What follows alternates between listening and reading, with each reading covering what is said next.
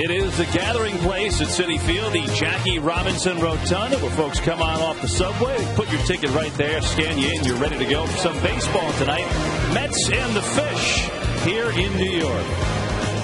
Live from Citi Field in New York, it's the Mets taking on the Florida Marlins. Game 2 of this 3-game set tonight on SNY. And tonight's game presented in HD by IOTV. Get your HD free with IOTV. Hi, everyone. Welcome inside Citi Field. I'm Kevin Burkhardt, as Gary Cohen and Ron Darling will be along in just a bit as the Mets go for 2 in a row against the Marlins tonight here at Citi Field. And last night, something to see. A really well-played game on both sides. Base running was excellent, and it started right here in the 8th inning with Angel Pagan. As the Mets mounting a comeback, what looked like a single, he had double on his mind all the way, and he gets it. And then with 2 strikes and 2 outs, Carlos Beltran delivering the key clutch hit there. Pagan's scores were tied, but the Mets weren't done. Going for just their 2nd win after trailing after 7 innings all year. They got it. Castillo delivers with the big hit. Ike Davis scores, and the Mets get the walk-off victory, their 5th of the year, to take Game 1 of this series. And here is the look at the NL East. The Mets are still trying to hang around. 9 out. The Braves lost today after being up 10-1 in Colorado. So the Mets try to see if they could build any kind of momentum here.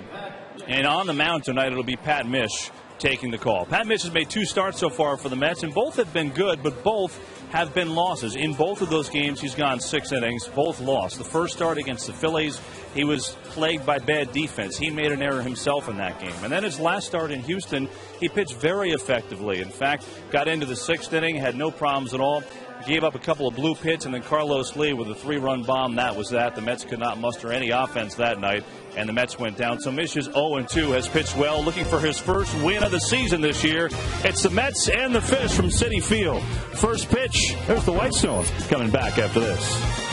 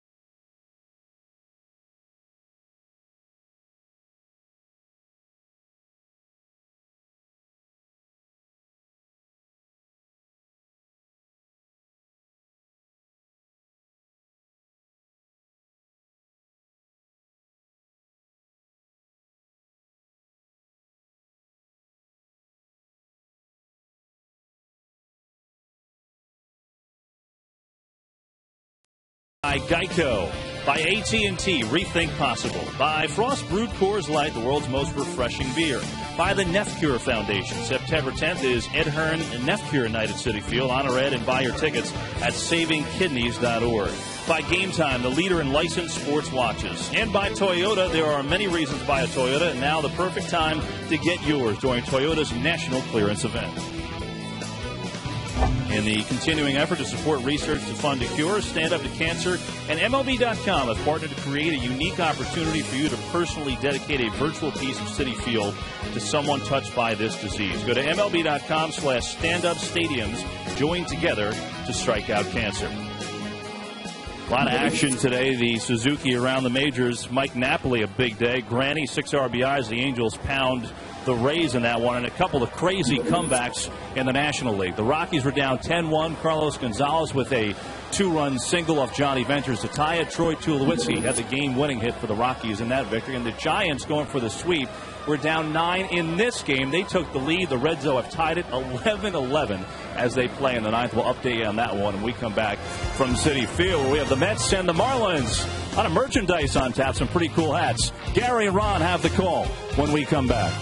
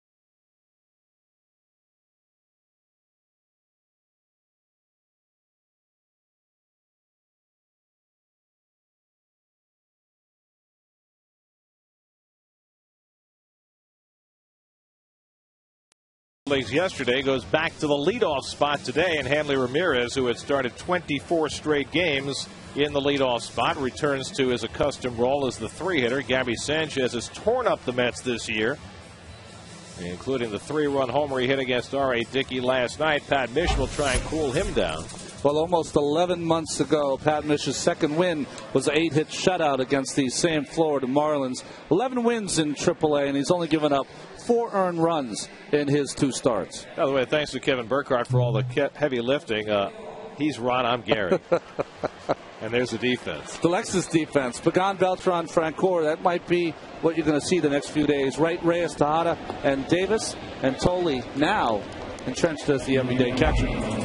Edwin Rodriguez moving Cameron Maybin into the leadoff spot after a 2-for-4 return to the majors last night. Interesting call because Maybin has been a low on-base percentage guy in the short tenure of his career. And Mish starts the night with a fastball away for ball 1. Well, it could be one of those things where Edwin Rodriguez, the manager for the Florida Marlins, a little reward for coming back and getting those 2 knocks. Rodriguez was also critical of Maben last night for the languor with which he approached the ball hit by Angel Pagan in the 8th inning. That led to the hustle double that gave the Mets the tying run. Ish behind on Maben 2-0. And Maben leads off the ball game with a base hit. So rewarding his manager's confidence, Maben gets aboard to start the night against Mish, who in his last start against Houston allowed just one base runner through the first 6 innings. Then got touched up for the 3-run homer by Carlos Lee in the 7th, prompting his exit after only 69 pitches. Here's Logan Morrison, the rookie left fielder. A lot of confidence, right, to have a rookie left fielder in there in the second slot, left-handed hitter against the lefty. Well, so far, Morrison's hitting .375 against left-hand pitching in just 24 at-bats. Morrison today celebrating his 23rd birthday. And he takes time from Mish 1-0. A little bit like Ike Davis in his first maybe 25 games against left-handed pitching. Morrison's a guy who has hit some home runs in the minor leagues. He's hit as many as 24 in a minor league season. Has not displayed a whole lot of power since being called up. 96 at-bats, no home runs. And Mish, for the second straight hitter, falling behind 2-0, and that's not a place he can afford to live. You're right. I agree with you. The Marlins people think that the upside for Morrison might even be higher than Gabby Sanchez, who's having a Rookie of the Year kind of campaign at first base. It's a nice look from down low, just to the left of the plate. Toward the middle, and back-to-back hits for the Marlins to start the night. So twice Mish has fallen behind 2-0, and each time the Marlins have taken advantage. Maben and Morrison setting the table. Well, when you're a pitcher like Pat Mish, you have to live up in the count, got behind both guys, and this ball right down the middle. So 2 aboard for Hanley Ramirez, dropped back into the 3-hole where he had spent most of the season. Edwin Rodriguez had pushed Hanley back up to leadoff, where he had spent most of his career, stayed there for almost a month, and now back in the 3-hole where he might remain for the rest of the season. Hanley hitting at .288. Had 3 hits in the game last night. And attacks the first pitch and fouls it back. A high fastball from Mish. Well, you knew that third place hitter was going to swing there. Why? Mish got behind the first 2 hitters. He knew that he was going to try to get ahead of Ramirez. Luckily for Pat, that ball up, but out of the strike zone. Pat Mish, who turned 29 years of age last week, a lifetime record in the majors of 3 wins and 13 losses.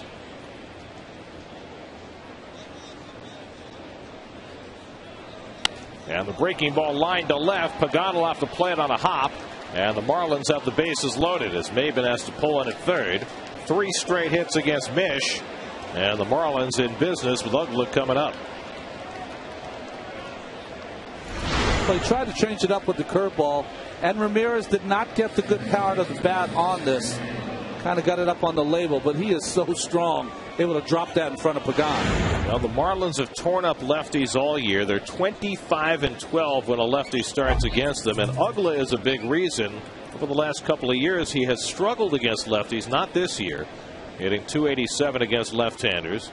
And Uggla having himself a big year with 28 homers and 80 runs batted in.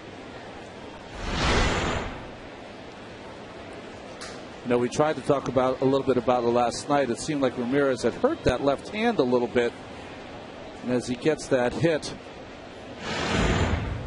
later on he was shaking it out a little bit, just like he was last night. So he's got a little stinger in that left wrist. Uggla also was banged up last night, attempting to make a play on Ike Davis's ball in the 9th inning. Landed right on his tailbone.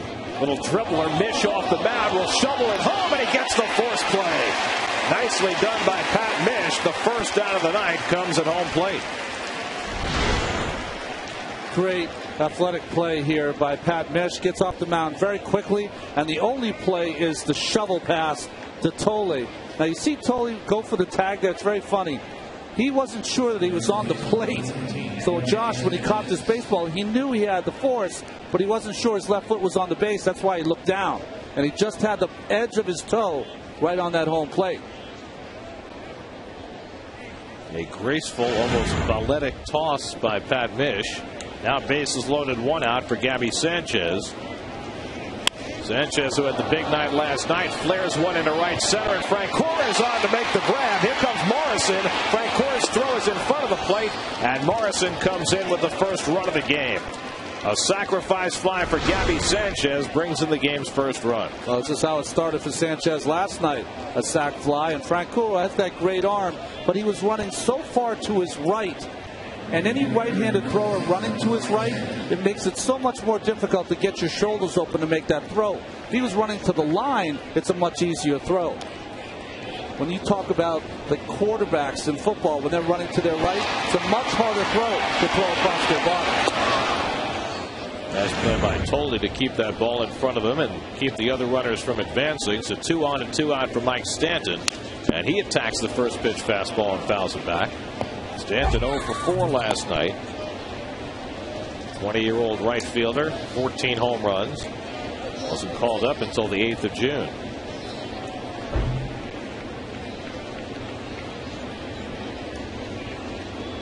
Three straight hits to start the game. Now with 1 run in, there are 2 out. And Mish ahead on Stanton 0-2. Remember when Stanton first came up and he played in Puerto Rico and the Mets were striking him out with hard stuff in? That's where you got to live with Stanton. Down and inside. Really jam him. He loves the breaking ball, loves to change up. Good breaking ball hitter for a young hitter. 0-2. And a high fly ball to left. Easy for Pagan. And so Mish turns 3 hits in a row into only 1 Florida run. Nice recovery by Pat. 1-0 Marlins.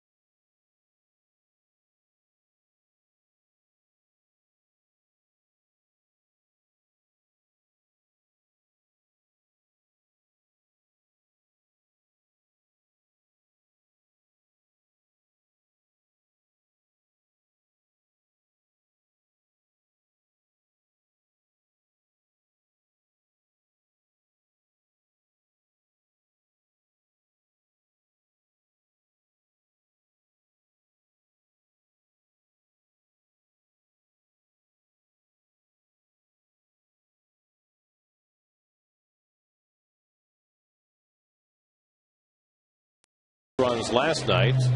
Jerry Emanuel rolls out the same lineup tonight. Angel Pagan had the big night last night, going 4 for 5. Carlos Beltran was on base 4 times and drove in a couple of runs. But Jose Reyes was blanked when 0 for 5. Swings at the first pitch he sees tonight from Alex Sanabria and lifts it out to left, where Hanley Ramirez is there to grab it. 1 pitch and 1 out for the 21-year-old Sanabria. Alejandro Alex Sanabria. You can see his stats this season, brought to you by Toyota. First decision was a loss to the Mets June 30th in Puerto Rico from Castle Park High School in Chula Vista, California. 32nd round pick. And he has the Keith Hernandez seal of approval. Oh, thank God Keith's not here. Well, that game on June the 30th, if you recall, it was long rain delayed, and the game took 4 hours to play. And Sanabria making, might have been his debut, might have been his second appearance, but it took him a while to throw enough strikes for Keith's satisfaction. So Keith got all over him a little bit. But Sanabia since then has settled in very nicely, and he has been a very pleasant surprise for Florida. 2-0 as the starter. I remember Keith texted me. He said, "Was I too hard on the young man?" I said, "Absolutely." Pagan hitting a .301, and he strokes one foul. Well, Sanabia is making his 6th major league start tonight. He was 5-1 with a 2.03 ERA in Double-A, 1-0 in 2 starts with a 1.29 in Triple-A, and he's 2-1 so far in the majors. After having beaten Pittsburgh his last time out, went 7 2/3 in that game, allowed just a run on 4 hits and didn't walk anybody. Very impressive for the 4th youngest pitcher right now in the major league. Got an interesting little setup, head bowed, and then real quick to the plate at the end. Goes very, very slow at the beginning, very deliberate, and then kind of an explosion to the plate. Pagan with the 4 hits last night, pushing his batting average back over 300. He's at .301 for the year. Carlos Beltran waiting on deck.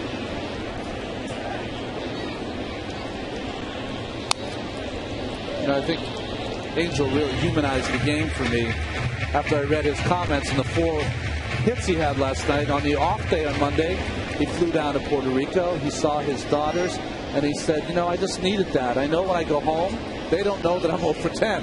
So it just makes it a little lighter. When I came back, I was a little more rejuvenated to play last night." Angel has been a breath of fresh air in just about every regard this year. Not just the way he's played on the field, but his professionalism, his humanity off the field. It's been a joy. It really has. 2-2 from Sanabia. And a changeup swung and foul tipped. Held by Hayes for the 2nd out. He's got a good changeup. It just comes out, and it has that late movement. So you're not only fooled by the speed, but also the movement. Of course, like Marlins defense, that young outfield, Morrison, Maven, Stanton, no one over 23. Helms, Ramirez, Ugla had a big night last night. Sanchez and Brett Hayes getting the start. See the Ugla 14 errors. Ramirez also has 15, so that's 29 up the middle. Carlos Beltran takes it wide. Carlos had a good night last night. 2 hits, 2 walks, 2 RBIs.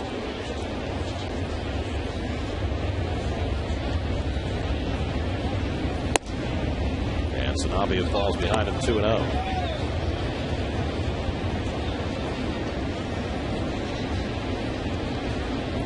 David Wright hitting cleanup tonight on deck.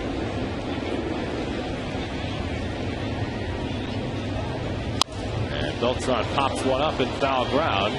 Helms should have room. And the side retired. So Sanabia sets the Mets down 1-2-3. 1-0 Florida after 1.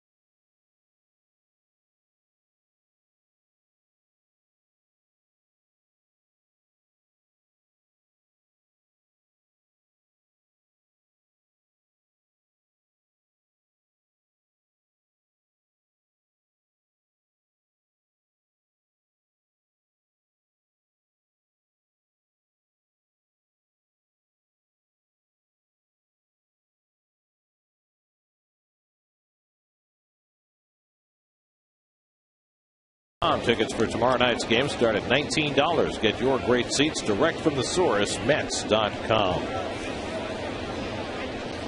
Second inning, Wes Helms leads off against Pat Mish, who gave up 3 straight hits to start the game, but limited the damage to just 1 run in the first inning. Helms at 229 for the year, and he takes a curveball for a strike. Helms starting most of the time now at third base, with Jorge Cantu gone to Texas. Marlins have also shed Cody Ross. They lost Ronnie Polino to suspension and Chris Coghlan to injury. Helms hits one the other way, and he finds the corner. On his way to second as Frank Cord digs it out. And Helms on with a leadoff double. 7th double of the year for Wes Helms. Boy, that is some professional hitting. 2 curveballs in a row. The second one Helms gets. See how he drives that ball to right field? You try to hit that ball and pull it, you're going to roll it over. Perfect fundamentals there by Wes. So 4 hits through the first 7 batters against Pat Mish. And here's Brett Hayes, the catcher, who went 1 for 4 last night. Just his 16th start for the Marlins. He is their #1 guy now, with John Baker hurt and Ronnie Polino suspended.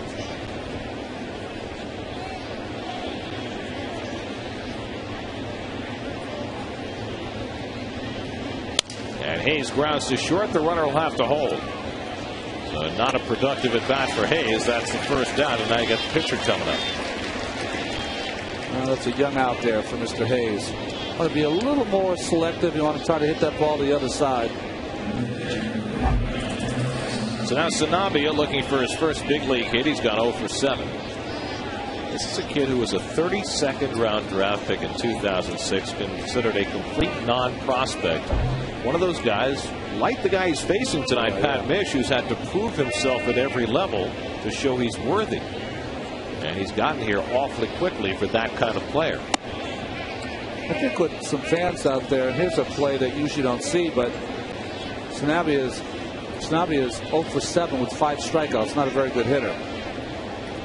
Well, it's not a bunting situation. Absolutely not. You gain nothing by bunting that runner at second over to third. And he pops it up to boot. An easy play for Tolley for the second out. We're getting to see some of the conservative managing by Edwin Rodriguez early in this first couple of games. I didn't do the games in Puerto Rico, so I didn't get to see that. But it's a play that really doesn't make a lot of sense. Why is it not a good play for you folks at home? You got a guy on second base. If you get him to third with 2 outs, it's not much better, especially with a control pitcher like Mish.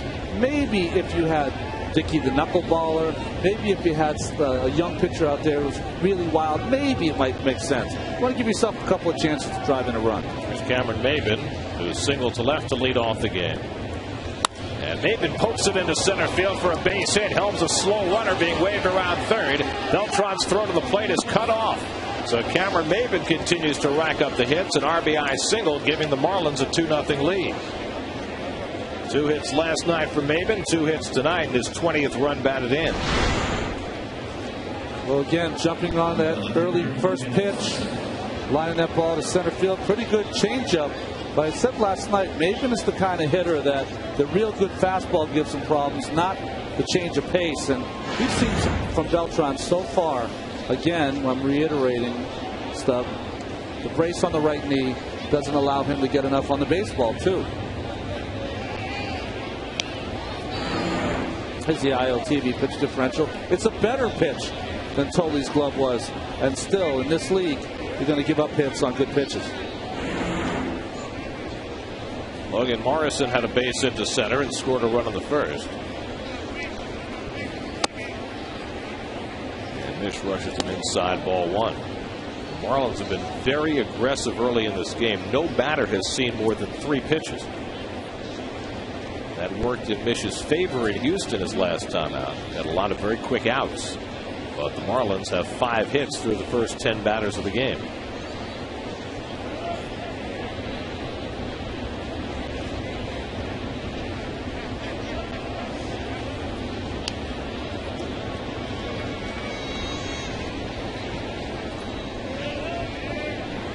You know, the one thing about Pat Mish, Gary, is that that's always his game plan anyway. He's going to always throw a lot of strikes.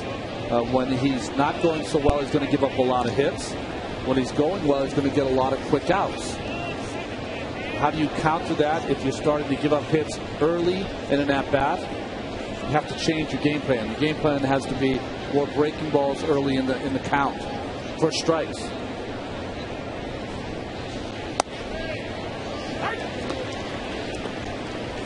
One to Morrison.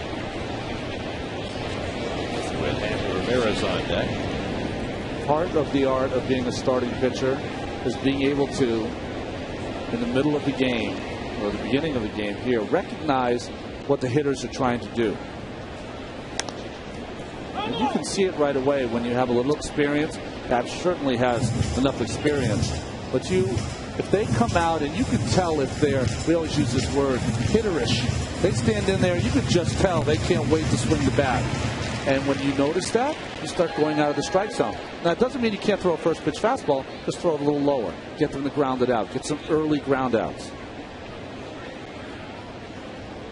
Now pat ahead 1-2 on Morrison. And a ground ball for Tejada to handle. And the inning is over. But the Marlins add a run. A 2-out RBI hit from Maben. 2-0 Florida in the middle of the second.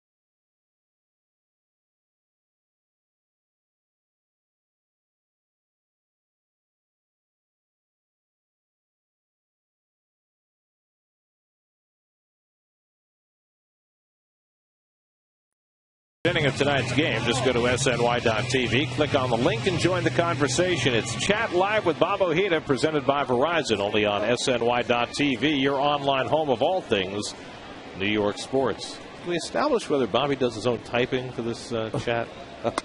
Or does he have a stenographer? I know my bet is on. That's pretty cool, though. David Wright 2 for 5 last night, including a triple. Hit the ball hard 3 or 4 times in last night's game. David, over the last 11 games now, hitting at .364.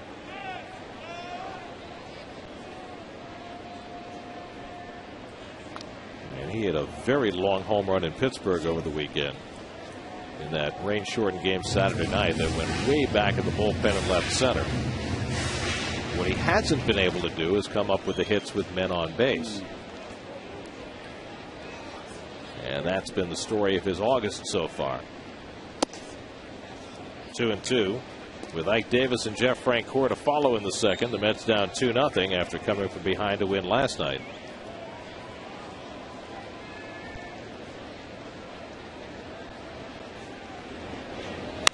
And David goes the other way, and he's got a base hit in front of Stanton, who bare hands the ball. So the Mets have their first base runner of the night. Well, we saw last inning Helms, where he hit that curveball to right field. A little of the same action here by David. A little slider in the middle of the plate. And just like last night, when he hit that ball to right center for the triple, drives that ball to right field, and that right hand and wrist come right over the top of that baseball, swatting it just like a forehand and a tennis stroke.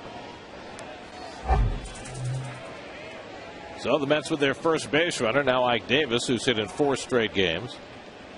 And he drives one as he breaks his bat, shallow center, and Maben in to grab it. As pieces of that bat went flying off to the side. Davis retired on 1 pitch for the first out. Pretty good sinking action on Sanabia's pitches so far. See, just enough break at the end that it gets it off the end of Ike's bat.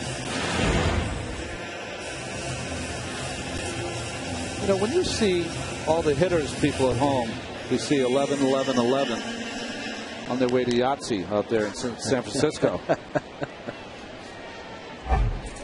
What a day of baseball it's been. The Rockies coming from 9 runs down to beat the Braves, and the Giants coming from 9 runs down to force extra innings in that game. Here's Frank Cora taking ball 1. And just for the record, I don't know if it's going to happen, but we've already looked it up with folks at Elias. There's never been a day in Major League history where 2 teams have come from 9 runs down to win. It might happen today. Frank Cora in a bit of a, I don't know, a paradox right now, in that he's putting together good at bat after good at bat, but he hasn't had a hit in his last 15 at bats. Had 2 sacrifice flies in the game last night.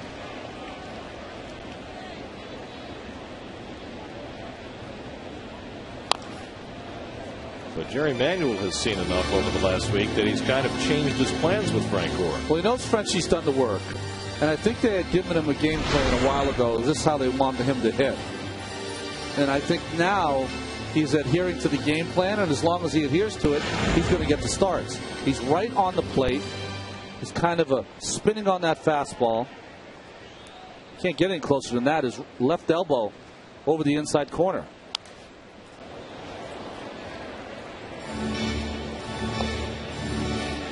There's your PPG Pittsburgh Paints overhead camera.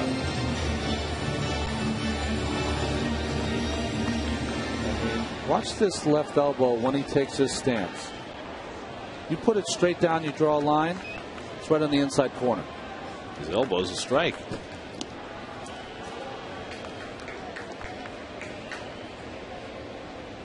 Hit it. Nice. Hitters that stand right on the plate, they want the ball middle of the plate in.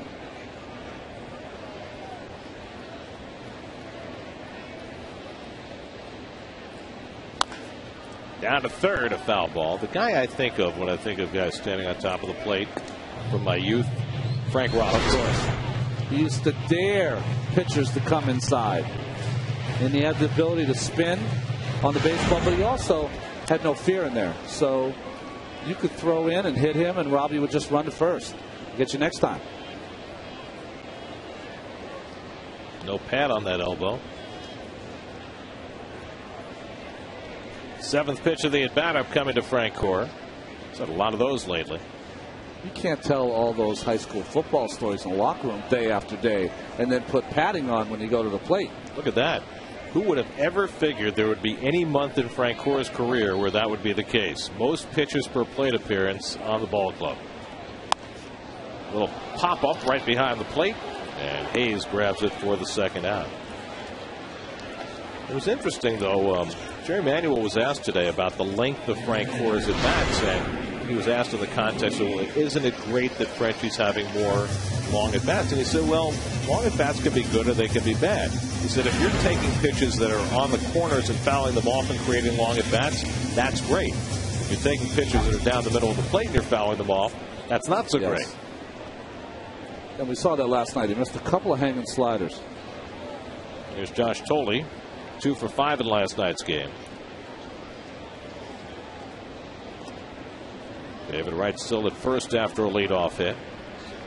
David has 18 stolen bases this year.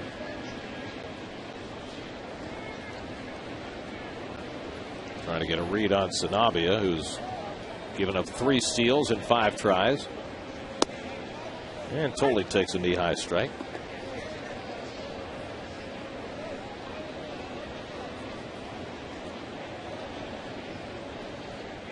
Love the two-tone bat. Nice.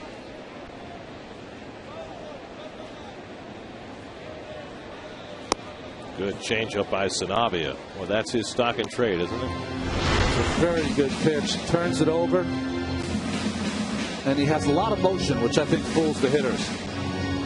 Now, here's my theory, and I know that Josh Tolley had a double last night down the line.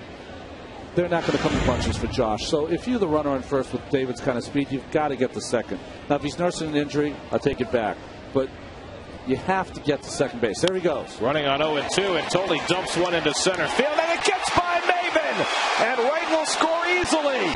Tolley around second. The ball just now being retrieved, and Tolley goes to third. The Mets get a run on another mistake in center field by Cameron Maben. It cuts the Marlin lead to 2-1. Well, this is an inexperienced play. The worst that can happen here is that David Wright, the runner, will be first and third with 2 outs. What you have to do is once you realize you can't make this play, stop, back up, and block the ball with your body. And he was in between and right through the 5-hole, and it cost the Marlins there. Second error in 2 nights in center field on Maben on kind of similar plays. Ball that Pagan hit by him yesterday. I think this is one of those things, Gary, that last night he was talked to by his manager for not being aggressive and decided to be aggressive on this play, and it was the wrong time to be aggressive. Tying run at third for Ruben Tejada, and he pops up the first pitch he sees. Dan Uggla trailing it. And that retires the side, but the Mets pick up an unearned run on the Maben error. 2-1 Florida after 2.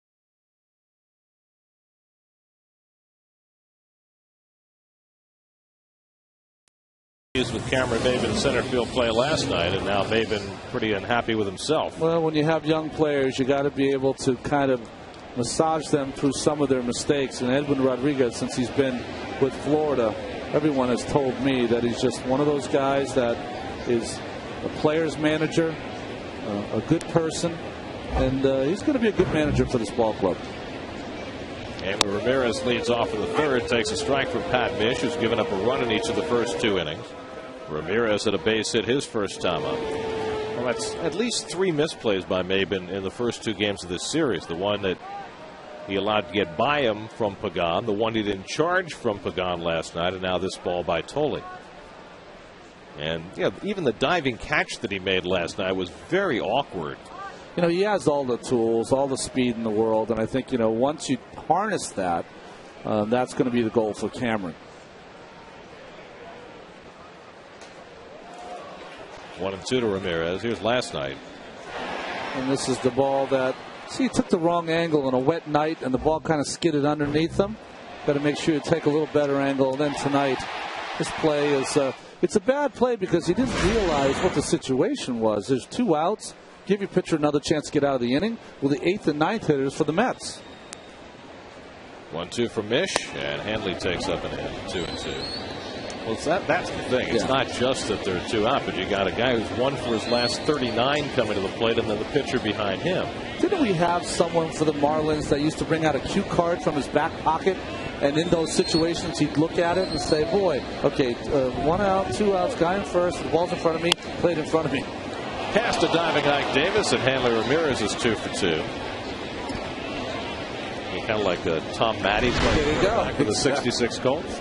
Well, very much like David Wright. Just look at that big leg kick. Plant and all that generation of power to the right side. That long swing and long follow through from Ramirez that you don't see a lot in today's game. Well, the Marlins have led off each of the first 3 innings with a hit against Pat Mish. Dan Uggla came up with the bases loaded, nobody out in the first, at a dribbler, and Mish made a nice play to get a force at home. There goes Ramirez, and Tolley's throw goes off the glove of Tejada, and Hanley goes to third. Reyes does not get much on the throw, and Ramirez arrives safely. Stolen base, throwing error on Tolley. Handling Ramirez in New York City. I'm telling you, he takes it up a notch. Tolley tries to rush the throw. The ball goes to the right field side of Tejada, who can't come up with the play. Kind of sticks that left cleat in ground. Can't come up with the play. Ramirez, very aggressive play. The ball did not go that far away. 26th stolen base for Ramirez, his 3rd in this series. So a runner at third with nobody out. The Mets keep the infield back, and Uggla fouls one off, and it's 0-2.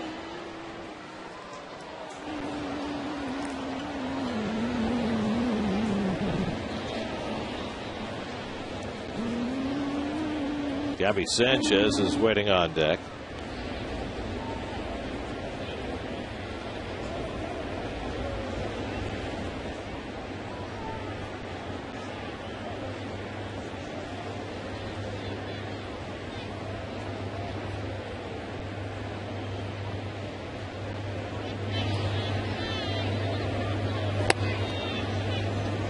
One and 2 to Dan Uggla. The game has gone to the 12th inning in San Francisco. Reds and Giants tied at 11. And Barry Zito is now on in relief for San Francisco. Well, Barry in his last start only went, I think, 3 or 4 innings and change maybe in the loss to St. Louis. So he's the most lively arm. Uggla holds the swing, and he stopped it in time. Mike Riley with the call down at first, 2-2. I like this home plate umpire, Todd Titchener. Very assertive. Curveball down. See if Uggla wins. He's got those strong forearms that can hold that bat back. At least Zito's pitching and not playing left field. Like Roy Oswalt last night. 2-2 from Mish. And it's a rocket deep down the left field line with foul. A typical Dan Uggla drive. Here's your umpiring team for tonight. Todd Titchener going the balls and strikes. Mike Riley, the crew chief, otherwise a very young crew. Of course, Roy Oswalt was playing left field because Ryan Howard was ejected in the 14th inning by the third base umpire on a check swing call, Scott Barry, in that game with the Astros. And I don't know who to blame more, Howard for not realizing that his team had no players left, or Barry for having a quick trigger. I think it's both. Howard's got to know not to do that, and Barry's got to realize that in an extra inning game, not a lot of players left. 3-2 to Uggla, and he struck him out. Mish with the changeup gets Uggla his first strikeout of the night. Well, best pitch that Mish has thrown tonight. Ball just never gets there. Uggla's always looking fastball. Doesn't get it. So 1 out, runner still at third, and Gabby Sanchez coming up as Tolley and Mish confirm. By the way, for Barry Zito, it's his 2nd career relief appearance. There was a day when starting pitchers would have a handful of relief appearances, usually right before the All-Star break or the last weekend of the season. Seaver used to always tell me that he loved to get that roll in the bullpen for one. right before the All-Star break. I said, why? He goes, get a cheap win. He didn't need any cheap That's wins. right. Sanchez drove in a run with a sacrifice fly in the first inning. The Mets bring the infield halfway in. Interesting, they were back for Uggla, but more in for Sanchez. I think here Sensen with one out. All they have to get is one more to get close. Interesting swing here by Sanchez. He never knew where the ball went. Hit it off the end of the bat. Did not know where it went and was looking for the baseball. Struck his mighty Casey pose. Goldie moves inside, and Mish hits out over the plate. Ramirez will go back to tag as Beltran sets himself up. Here comes Ramirez. Beltran's throw on a hop. Safe. Good throw by Carlos, but Ramirez beats it, and it's 3-1 Florida. Second sacrifice fly of the night for Gabby Sanchez. That gives him 68 RBI. Well, nice pitch here by Pat Mish. He gets it inside on Sanchez. Well, ball left a little over the middle, and nice setup by Carlos. Strong throw, one hopper. Ramirez just too fast. Nice to see a foot first slide, isn't it? Don't see those anymore. By the way, that foot didn't hit the plate. The back leg did, but the front foot never did. Slid right over it. Yeah, you're right. Cost you a run. But a good throw by Beltran. Better than his first one tonight. Mike Stanton up with 2 out and nobody on, and he fouls one off. 0-2. So the Marlins have posted a singleton in each of the first 3 innings and lead 3-1. And the Mets, who all of a sudden have scored 5 or more in 3 of their last 4 games, are going to have to be in that mode tonight. Only standing up. He's catching like Mickey Owen. Mickey occasionally did catch them. Didn't catch the one that counted. That's right.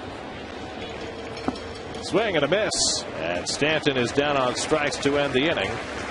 The Marlins get an unearned run and lead 3-1 in the middle of the third.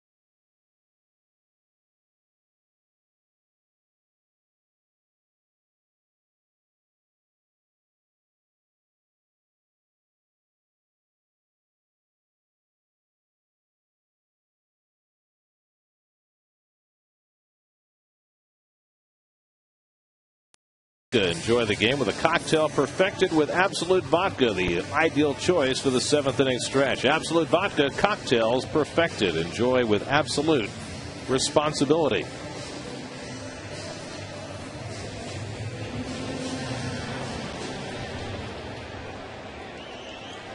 Mike Green has found his way from the basketball court to the baseball diamond. He is a big baseball fan. Knows the game, too. Good to see Mike, one of the great basketball announcers on this planet. Mish pops up the first pitch he sees. And Hayes squeezes it. One pitch for Sanabia and one out in the third.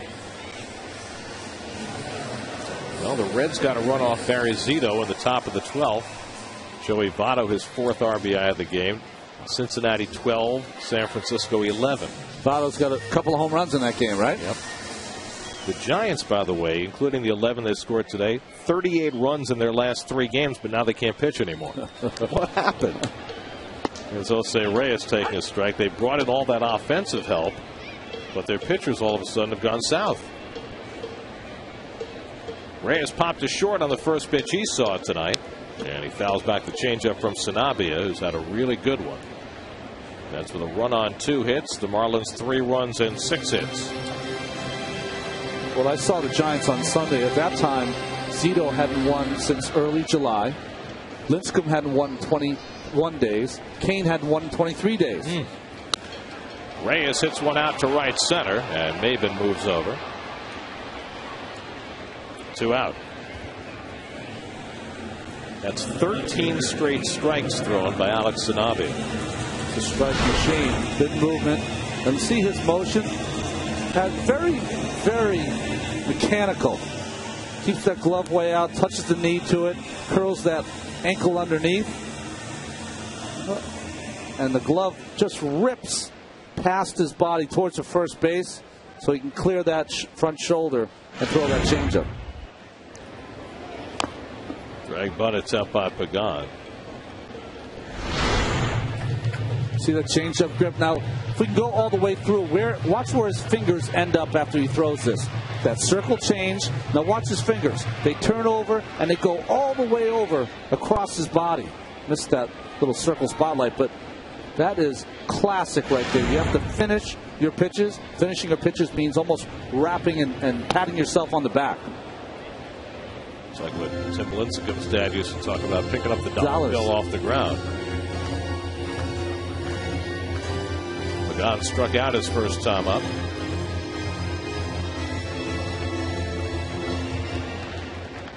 The way Sanabia keeps his hands away from his body as you look at those boxcar scores, it's almost like he's dancing with a partner. Yeah.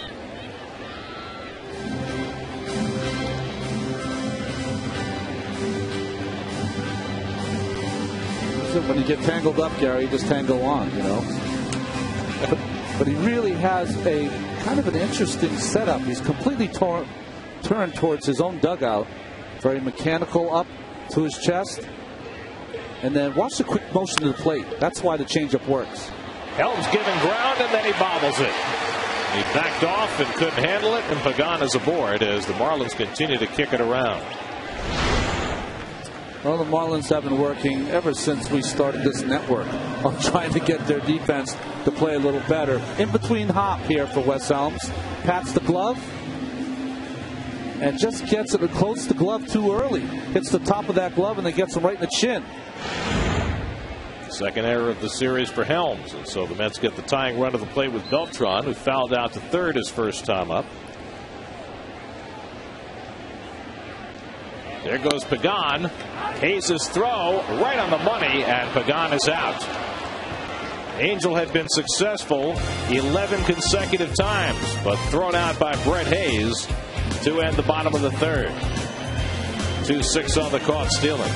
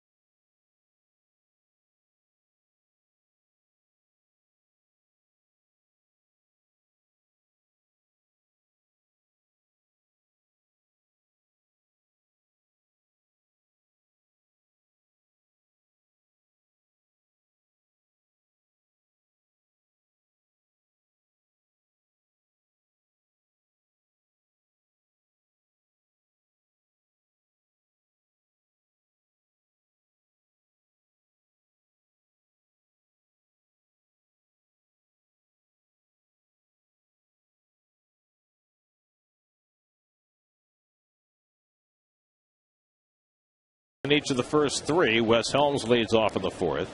Helms took one down the right field line for a double and scored a run in the second. Lower third of the Marlins batting order. Helms, then Hayes and Sanabia. And Helms hits one to shortstop. Reyes slides over in front of it. One out. Let's check in with Kevin Burkhardt. Kevin? Guys, earlier today, Bill Deacon, the head groundskeeper here at Citi Field, and the great groundskeeper working on the field, something that they haven't done in a really long time. They've never done really here at Citi Field, taking off the top layer. And the reason is because it was very saturated from Sunday night when it rained hard here in the New York area and never really dried out. With all the mist yesterday, it was very soggy. And what they did is they took the backs of the rakes, as we look at the video, and basically scooped the top layer into piles and then removed it and put on a new conditioning top layer with a lot of drying agent.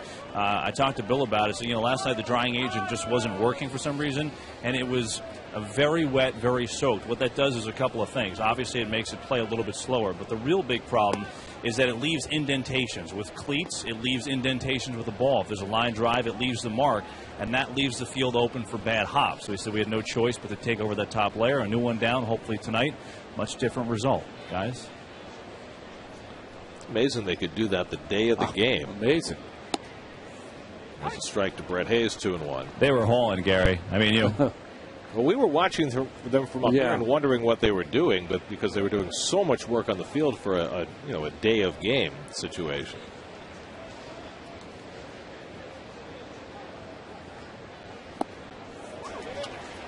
Yeah, I was going to say, Gary, they were really out in full force from early in the afternoon, from somewhere around 2 o'clock till, I don't know, an hour before game time. But there's a lot of work, watching them go to it.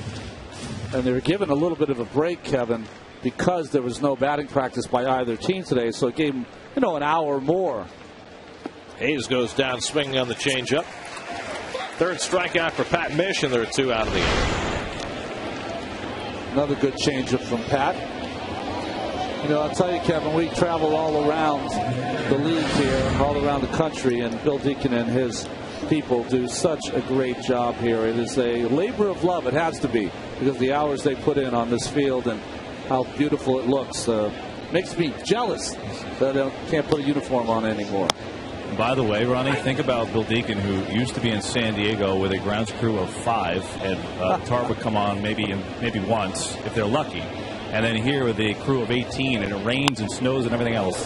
Sanabia hits one out to left field, but room out there for Pagan to retreat. And it's a 1-2-3 inning for Pat Mish, his first of the night. Middle of the fourth, Beltran set to lead off. Mets down 2.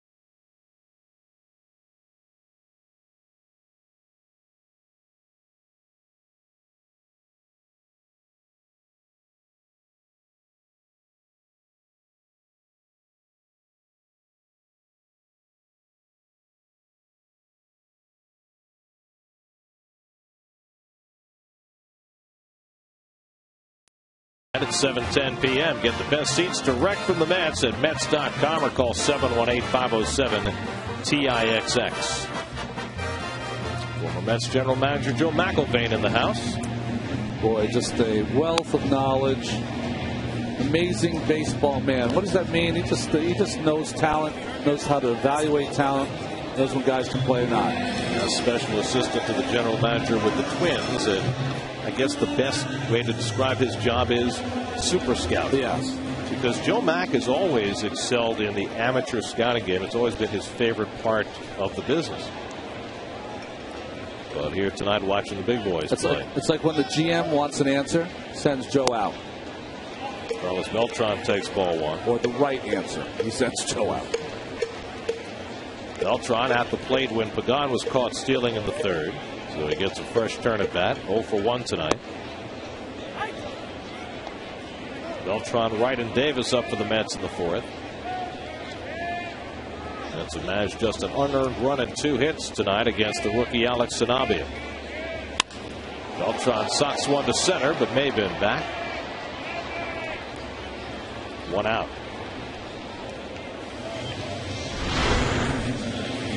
Well, listen to Carlos. He said he is just really trying to work on getting comfortable in that box. And I think this right there, a little late, just almost didn't get there. But he's just trying to get comfortable in that box, and that was a much better swing.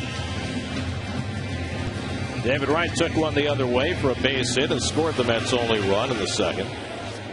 David's now hit in 5 straight games as he continues to rejuvenate his August, up to 297 for the year.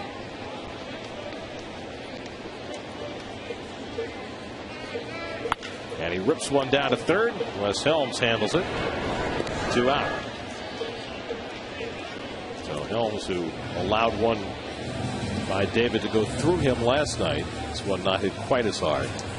Well, the good news is that the Mets are hitting some balls hard. You see a lot of flyouts there. The bad news is that they are only 40 pitches off this young pitcher. They're hitting a lot of first pitch and putting him into play. 40 pitches, 31 strikes. Ike Davis saw 1 pitch and flied out to center field his first time up. And Ike takes a strike.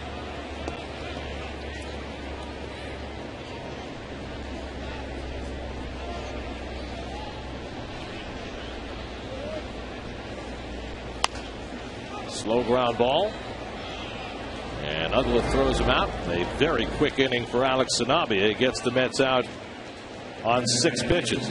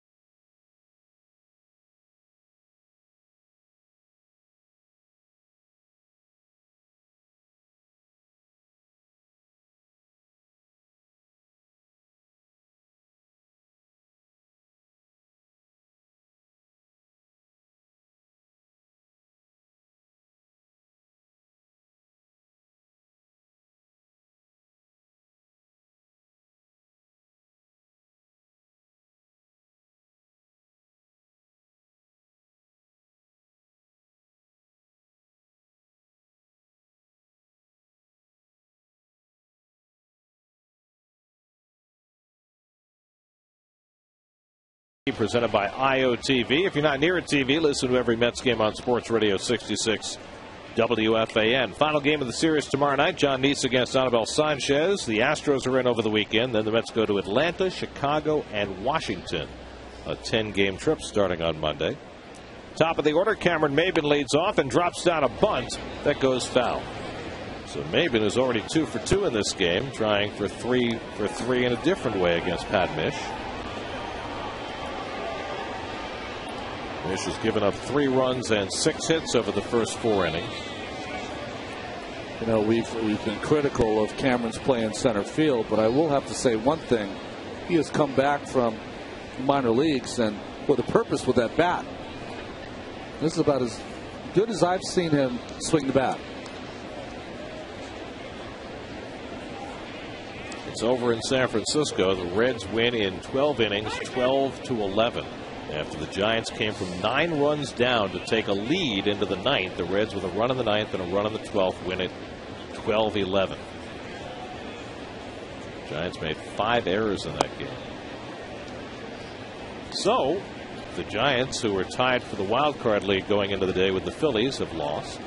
The Phillies are 1-1 with the Astros after 5 in Philly.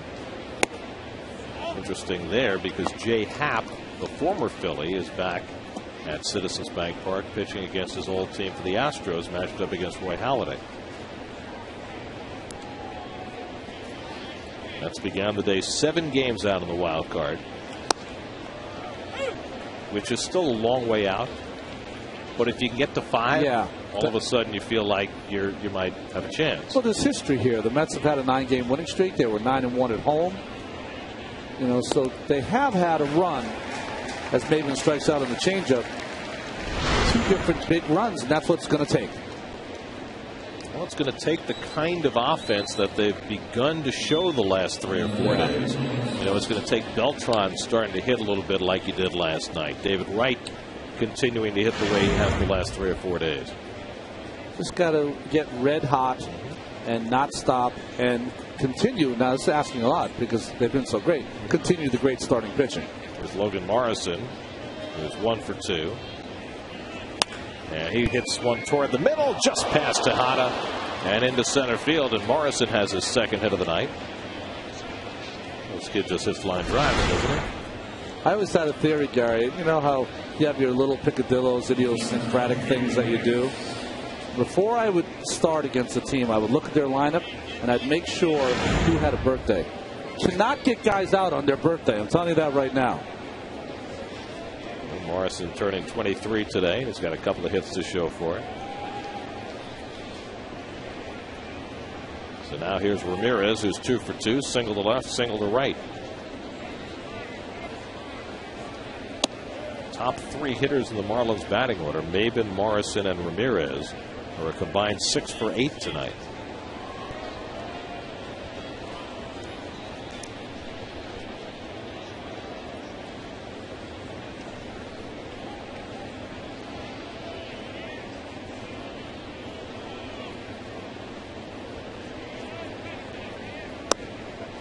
Nice pitch on the inside to Ramirez, 1-1. There are your National League wild card standings. The Mets made it into the actual standings. They didn't get the block. They didn't get the line below tonight, so that means things are looking up, and that reflects the Giants' loss today. Pop foul, and that'll go out of play. 1-2. The Cardinals right there. They're trailing in Pittsburgh tonight, 3-0. With Jake Westbrook pitching for St. Louis tonight. Westbrook has pitched pretty well for them, struggling a little tonight. Well, the Pirates beat Wainwright last night. That's not going to happen too often. You have to watch those second division clubs late in the year. You know, they got a lot of new players, guys you don't know, guys trying to fight for jobs next season. 1-2 to Hanley, and a high fly ball to center field. Beltran back to the warning track, reaches to grab it right before the fence. I think that ball fooled Carlos at first. It was hit a lot better than he thought, but he made up the ground for the 2nd out. Well, I think this ran up the barrel just a bit on Ramirez, and still he's able to hit it 408 feet away. Nice play by Carlos Beltran, who drifted a little bit on that baseball. But eyes on it the entire way. Looks it into the glove. Feels for the wall. Textbook. Why you run on your toes so your head doesn't move. 2 out. Morrison still at first. And now Dan Uggla, who's hit into a fielder's choice and struck out 0 for 2. And the curveball ripped. Foul. Just barely missed an extra base hit. And he got a curveball in the middle of the plate to hit.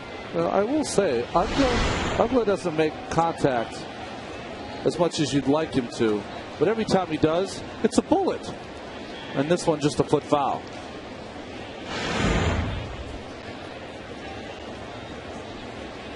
Uggla looking for his first hit in this series.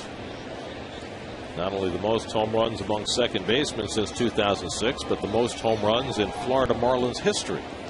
The only franchise that has a second baseman at the top of their franchise home run list. On the inside corner, good cutter by Mish, and it's 0-2. Mish has not thrown a lot of pitches. The Marlins have been aggressive early in the count for the most part. Last start, he threw 6 innings plus, only 69 pitches. Totally standing up. I think he gives that away a little early. Absolutely. That'll be something they have to talk to, because all he has to do is motion up with his glove and then leave late. That right there, a little whistle from your pal in the on-deck circle, and you know that you're going to get a pitch up in the strike zone. And Uggla pops it up. Playable for David Wright. And that retires the side. A hit and one left. Halfway through. Uggla disgusted. 3-1 Marlins.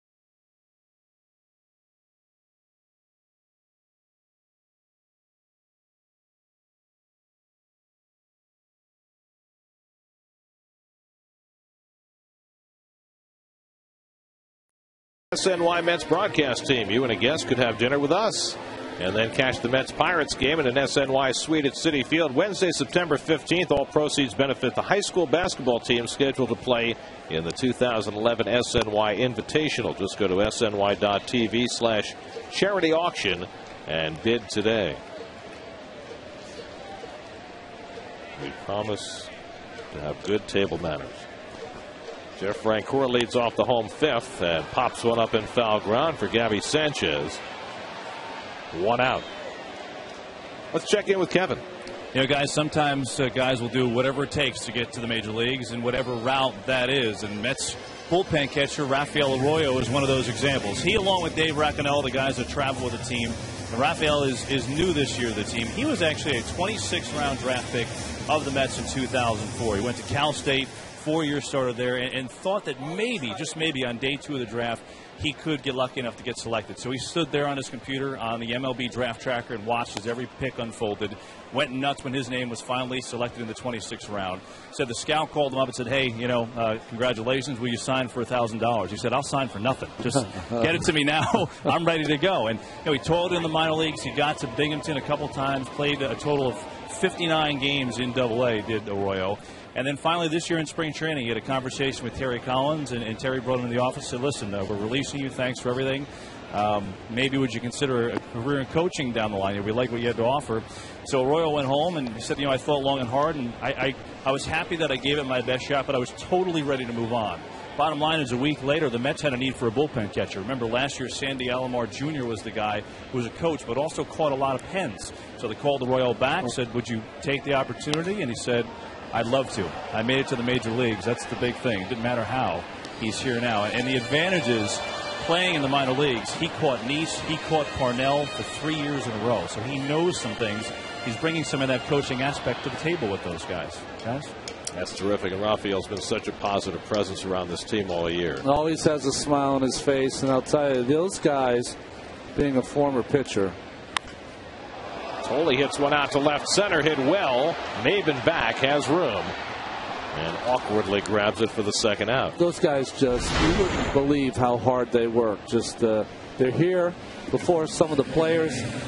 They're here after the players, and they are, the catchers anyways, are squatting about 6 hours a day. So it's a very difficult job. Even if you don't bike all the way from New York to Port St. Lucie. There you go, like Rack. 2 out and nobody on. There's Ruben Tejada. By the way, I think that's the furthest we've ever seen Josh Tolley hit one to the opposite field. But this is a large stadium. Tejada has popped up to second base in his only at bat. 1 hit in his last 40 at bats. And he takes below the knees, ball 1. Boy, it's a big night for the ex-Phillies in Philadelphia for the Astros. Michael Bourne just did a home run. And the Astros go up 2-1 on Halladay in the 6th. 1-1 to Tejada.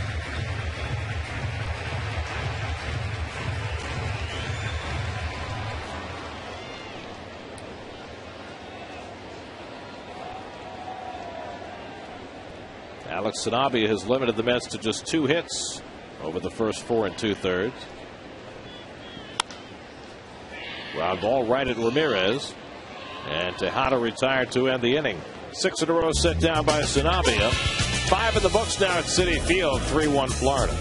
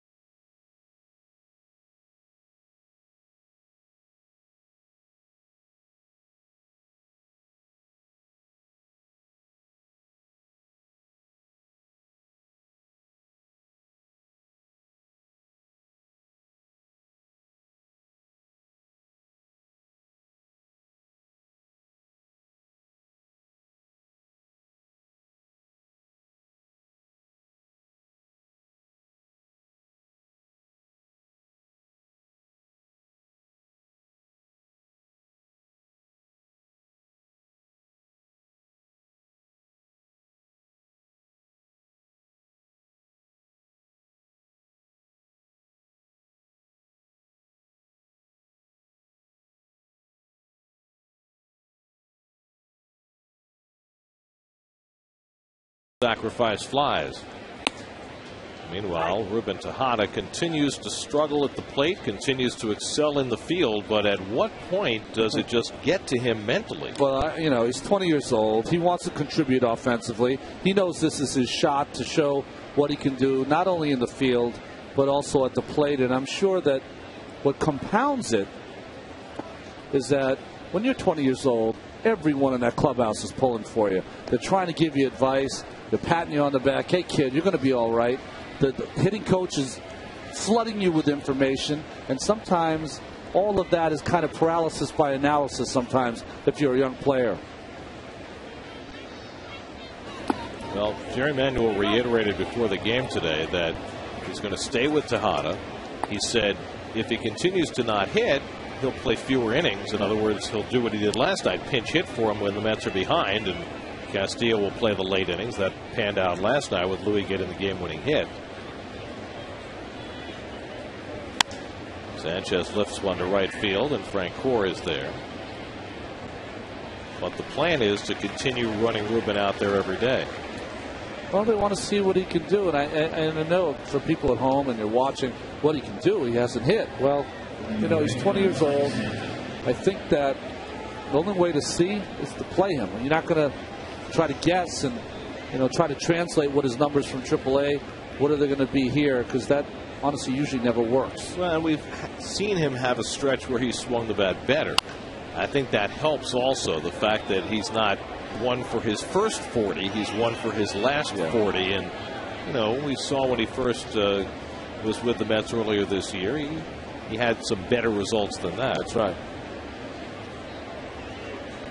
Another 20-year-old at the plate, Mike Stanton, who's flied to left and struck out.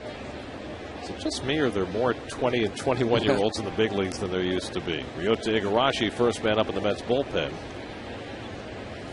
with Mish working in the 6th inning. Ripped down the left field line with foul. 1-2 to Stanton. Mish again keeping that pitch count low. Was pulled after just 69 pitches in his last start in Houston. The original plan was to skip Mish tonight and pitch Mike Pelfrey. But the Brain Trust had a change in plans, figuring that with the number of innings that the Mets frontline starters have been throwing out there, Neese and Santana and Pelfrey and Dickey, that they needed to give everybody an extra day. And that's why Mish is pitching tonight.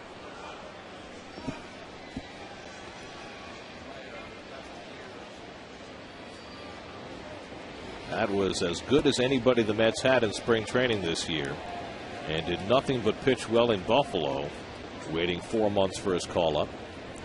Trying to make the most of it in his 3rd start of the year. 2-2 to Stanton, and he jammed him. Tolley coming back. 2 out. Let's check in with the studio. Chris Carlin standing by for a New York State Smokers Quit Line game break.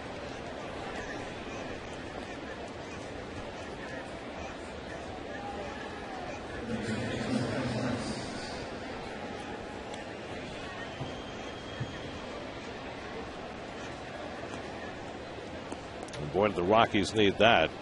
They had fallen well off the pace, but now with, you know, the Giants losing, if the Phillies lose tonight, the Rockies all of a sudden would be just 4 back in the wild card.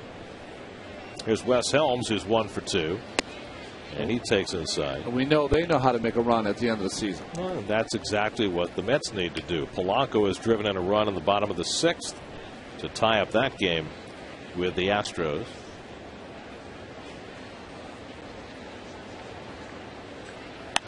Helms muscles one into right center, a base hit. And so Wes Helms has his 2nd hit of the night, a 2-out single. Get number 8 off Pat Mish. And now the number 8 hitter, Brett Hayes, will step in. Hayes is 0 for 2. He's grounded to short and struck out.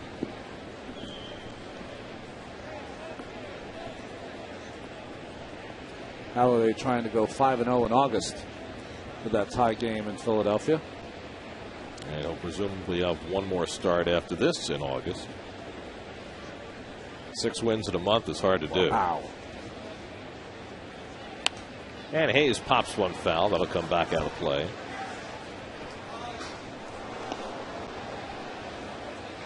Here's your Friday 6th inning recap, even though it's only Wednesday. Marlins with a run in each of the first 3 innings. Gabby Sanchez has been a huge pain in the Mets side in his rookie season. Has driven in a pair of them. David Wright scored an unearned run for the Mets' only tally in 5 innings against Alex Sanabia. And Hayes hits one deep to left field. Back goes Pagan near the wall, and it goes off the fence. Around third comes Helms. He's heading home. The throw goes to second, not in time. Hayes is in with a double. If Pagan had thrown that ball toward home, they might have had a chance at Helms, but instead it's an RBI double, and it's 4-1 Florida. Well, this ball hit awfully well from Brett Hayes. Changeup over the middle of the plate. And Angel does a nice job of playing it off the wall. What he had to do, though, get the ball into Jose Reyes. He can decide to go to second or home. I think Helms thought it was a home run and wasn't running as hard as he'd want until the very end. And it definitely would have been a play if he would have thrown it to Reyes. Hayes thinks it's out. It's a different ballpark, son.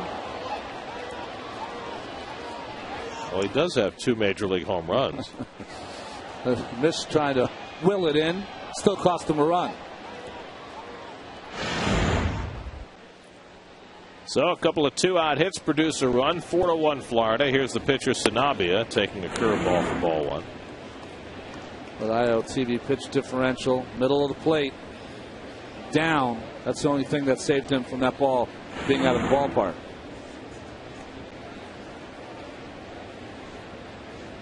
Sanabia hits one out to left center, and in comes Pagan to end the inning. But the Marlins tack one on. Brett Hayes almost hit one out. 4-1 Florida.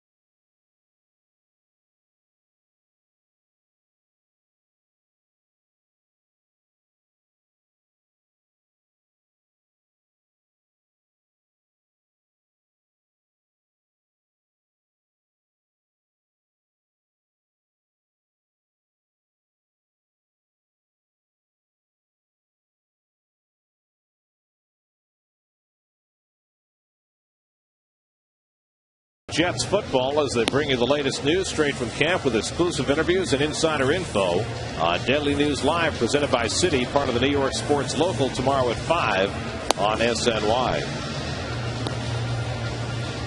Take a look at your AT&T trivia question for tonight. What 2 Met pitchers hold the Met record for most win-save combinations? In other words, a starting pitcher and a relief pitcher who have combined together, where the relief pitcher saves for that pitch. Oh, well, okay. I think kind of like, Joe Montana to Jerry Rice, that kind of thing. Pat Mish out after 6 innings, allowed 4 runs, 3 of them earned on 9 hits. Leaves trailing as Jesus Feliciano bats for Mish, leading off the bottom of the 6th. Feliciano grounded out as a pinch hitter last night, shortens up and takes ball one. Well, you'd have to work that backwards. You'd have to go to the reliever who had a long extended period of time here, and then look at the starter who had the same kind of time in the big leagues or time here with the Mets. Morrison puts away the fly ball for Feliciano for the first out. Well, John Franco had the most years as his closer. He was here for 15 years. But who did he overlap with the most? That's it. That's it. And, John got here in 1990 and left in 2004. And there really aren't a lot of guys who were here for a long period of time. I can think of one, though, who probably was here for the longest. I would guess is the answer if it is Franco. My guess, if it's Franco, is the guy that probably has to be maybe the best or close to the best playoff game ever pitched by Met. That's where I'm going to. Ball strike to Reyes, and it's 0-2. Reyes has popped to short and flied out to center. Alex Sanabia has been outstanding tonight. Allowed just an unearned run and 2 hits to this point. And he's thrown only 56 pitches with 1 out in the 6th. He's been ahead of virtually everybody he's faced. And in fact, has not run a 3-ball count all night.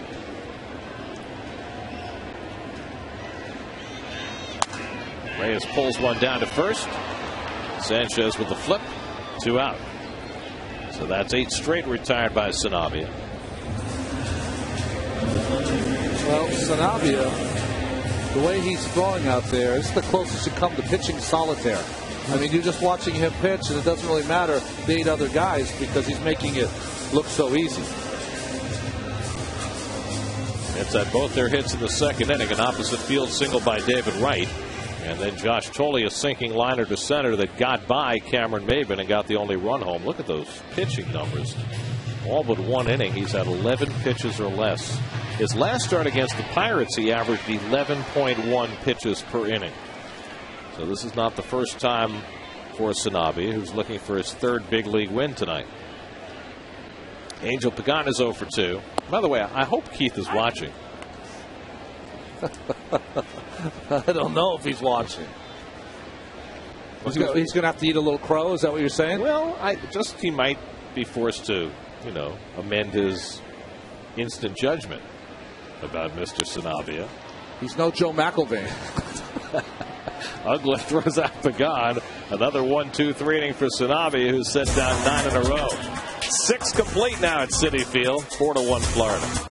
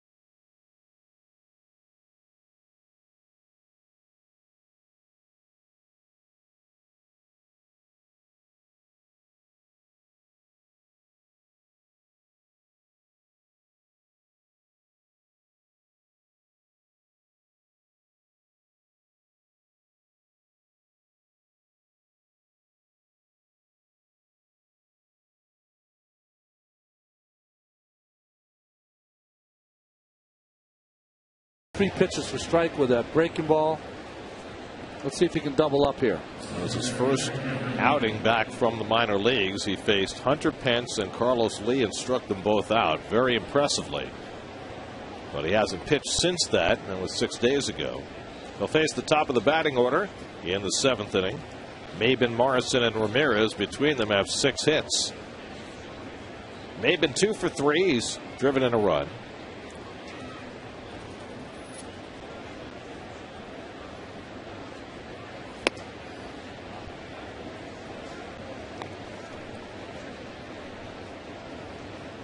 Igarashi recalled the most recent time when Francisco Rodriguez was placed on the disqualified list. He has had quite a travel log over the last few weeks. Is that the taxi ride? Well, that was the first one when he was called up. The taxi ride from Scranton to Citi Field, the $300 cab ride.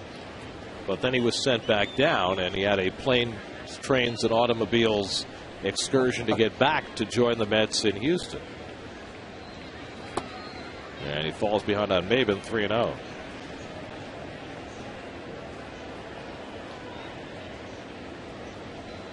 That is only the second 3-ball count in this game. Wow. Pat Mish had 1. Alex Sanabria has had none. There's a strike, 3-1. There's not been a walk in this game.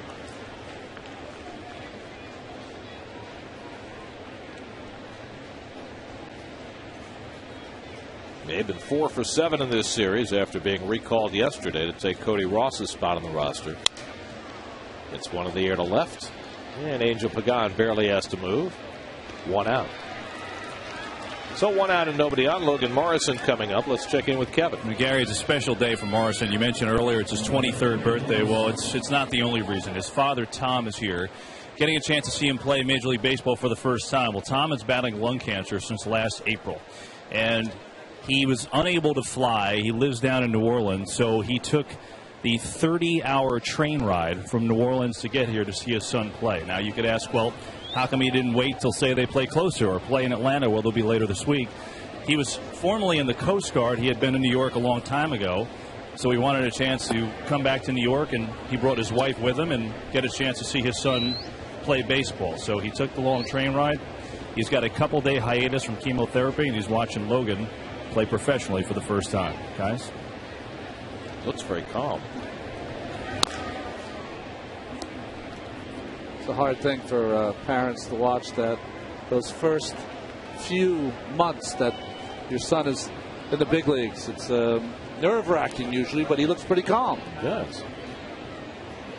But how about this, guys? He didn't want to bother Logan for tickets, so he bought his own tickets in left field. But, yeah, Logan found out about that and took care of that. And Logan has his 3rd hit of the night. Track toward the gap. It'll go by Frank Core and roll all the way to the 4:15 mark. Morrison around 2nd and heading for 3rd. Tejada's relay throw not in time. And Logan Morrison has his first Major League triple on his birthday.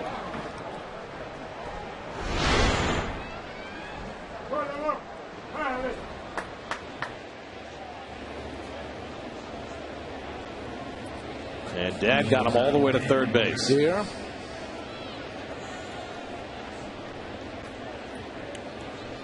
Dad was yelling 3-3-3 right out of the box, and his son was thinking 3-3-3. Talk to anyone with the Marlins. He's a hard-nosed player, plays hard and tough. Great hustle here at the 3rd base. Well, that'll make any dad proud. Wow. 3 hits tonight for Morrison with a little extra inspiration. Infield in for Hanley Ramirez, who's 2 for 3 tonight and takes the curveball high. That's something, huh?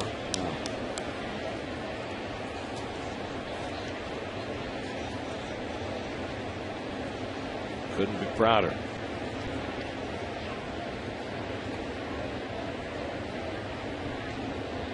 One-0 from Igarashi, and Ramirez strokes it foul. 1-1.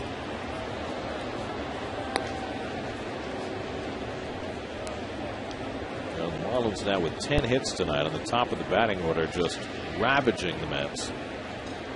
7 hits and 11 at bats for the top 3 hitters, Maben, Morrison, and Ramirez.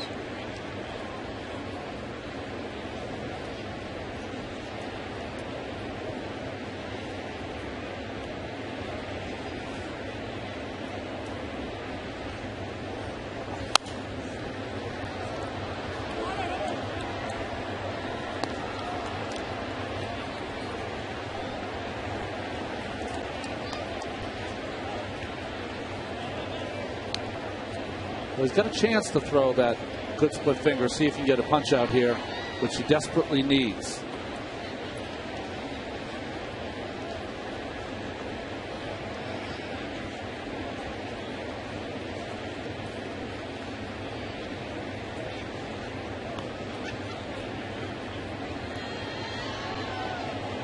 One, two. And it's a tie. 2-2. Interesting, went with the breaking ball there instead of the split finger. I think he favors split finger against lefties, breaking ball to righties. Threw mostly fastballs and curves in his outing in Houston.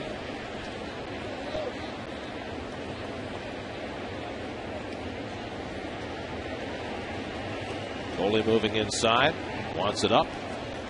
2-2. And it goes away and it's fouled off.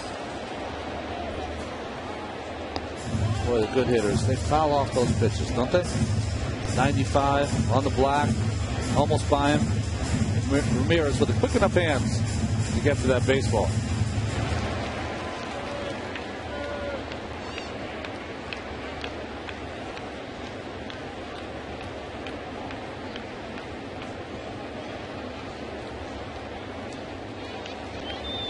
Only telling him to shake. Trying to get some confusion going. Ramirez hits it hard and off Tejada and into center field. Morrison in to score, and it's 5-1 Florida. Handler Ramirez with his third hit of the night drives in his 62nd run of the year.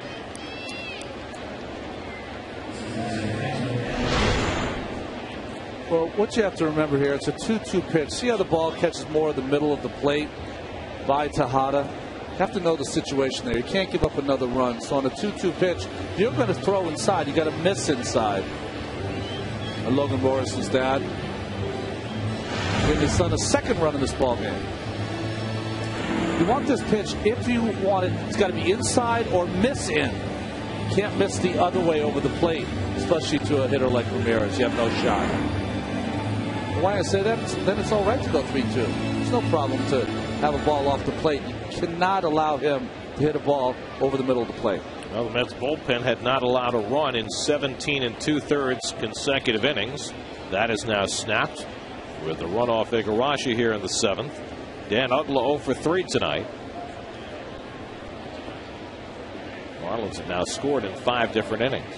And it bounces by Davis, and that'll send Ramirez off to second base. He takes the turn. He heads for third. Tejada's throw across the diamond, and Wright has to dive to keep Ramirez from scoring because there was nobody backing up that throw. Well, if you watch this play, watch the right foot of Igarashi. Watch the right foot. He slips almost like he slipped on the rubber when he turned to throw. And that ball, no chance for Ike. And when Ramirez went, I said there's no chance he's going to make it. But not a good throw there by Tejada, and a tough play. Watch the right foot. It just comes out, kind of loses its footing. Not even a close throw. And again, the threat or the running game, and again, the left leg, too, kind of gave way. Mets commit their second error of the night. Throwing error on Igarashi. Infield comes in, and Uggla takes the curveball high. 1-0. Each team has now made 2 errors in the game. Manny Acosta, next man up in the Mets bullpen.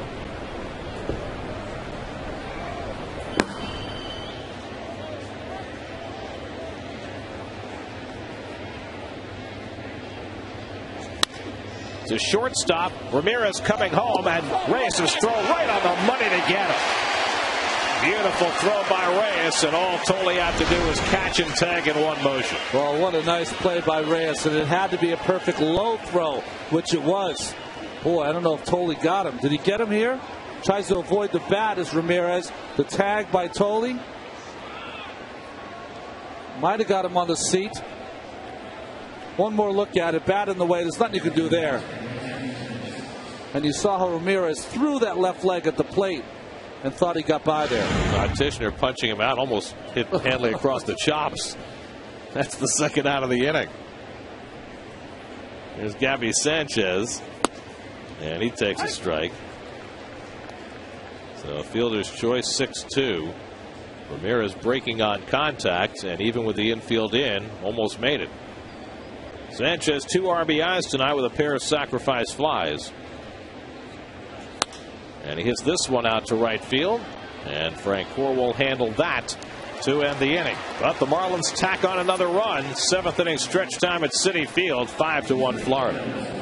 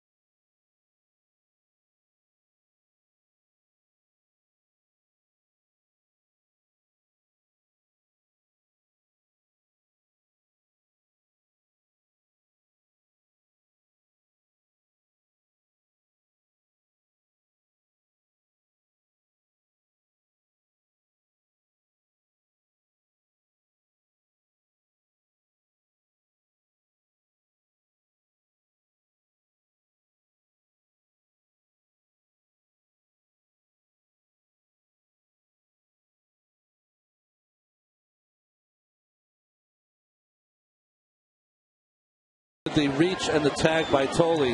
Right before the left foot gets on there, Tole's able to get that tag right on kind of the back leg of Ramirez. It was just a beautiful play. So now Alex Sanabia takes the mound for the bottom of the 7th with a 5-1 lead. He's only thrown 60 pitches through 6 innings. The Mets have had only 3 base runners tonight, 2 singles, and Pagan reached on an error. Beltran is 0 for 2, fouled out to third, fly to center. And Carlos takes ball 1. A rare first pitch ball from the 21-year-old Sanabia.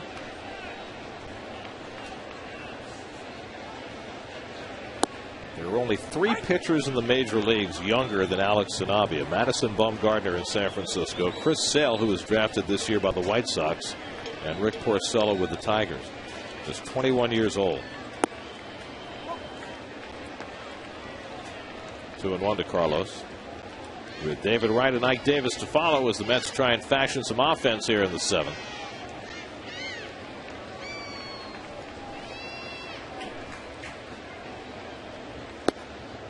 Here's a strike, 2-2.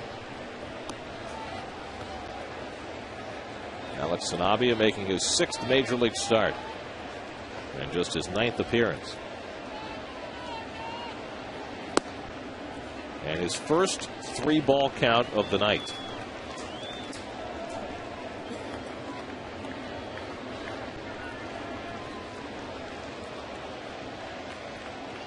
On 3-2, Beltran fouls one into the ground.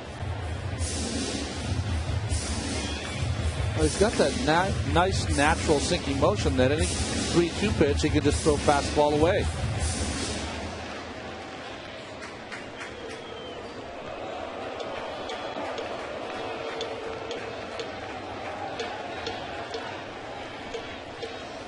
And he issues his first walk of the night, and the Mets have the leadoff man on. Let's answer our AT&T trivia question. The 2 Met pitchers who have the win-saves combination, we both think it's Bobby Jones and John Franco. There you go. 30 times. Are you proud of me? My 90s New York Mets baseball is getting much better. You've really done some studying. You have. That was a dark period for me.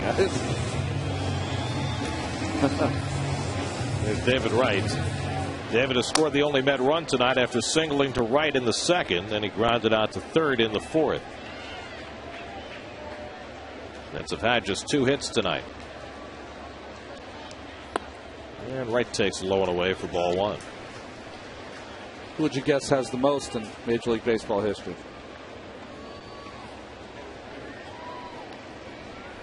Jose Veras up in the Marlins bullpen. That's a good one. Trying to think of a relief pitcher who spent a lot of years with the same club. I would say there's two that I can think of right away. The young man who is in the Bronx. Yeah, Rivera and Pettit probably, right? Yeah, and San Diego, I would think that if there was a pitcher, but there wasn't anyone that was that good and won that many ball games as a starter in San Diego. So I think Pettit and Rivera would be the answer. How about somebody in Kansas City with Quisenberry? Oh, yeah. Eckersley and Stewart, or Bobby Welch and Eck. 2-0. Grounded toward the hole. Cut off by Helms. Gets the out at second. Uggla the turn, but not in time. So they erase Beltran for the first out. And right now aboard. You know what's nice about this play? See how Wes Helms makes sure of this play. Gets in his glove. Gives maybe a late feed to Uggla, but it doesn't matter. With a 4-run lead, you want to make sure you get outs. And David, with that good speed, beats it pretty easily. Well, we have our answer. Well, it's who we thought it was. Pettit Rivera, 68 is number one. That's pretty impressive. I would have thought maybe it would be more than that. I mean, Andy's won, 200 some odd game? But I think the hard part is having both people in the same time. That's the overlapping their careers. Randy St. Clair out to the mound for the first time tonight to check in on Alex Sanabria. And maybe it would have been higher, Gary, if Andy didn't go to Houston. Yeah. Hanley Ramirez with that red coif that he's got working now. That was, wow. Wasn't quite the day that Mike Piazza went blonde in Chicago, but still a little stunning. You have to be there. Mike showed up at the ballpark with blonde hair, but he came out of the field with his helmet and his mask and everything. But there was a wild pitch or a foul pop-up, and he flipped the mask off, and the gasp from the Wrigley Field crowd when they first saw the blonde hair was, you had to be there. That's priceless, right? Here's Ike Davis, who pops the first pitch foul. That'll go back out of play. He just was, he was inspired one day.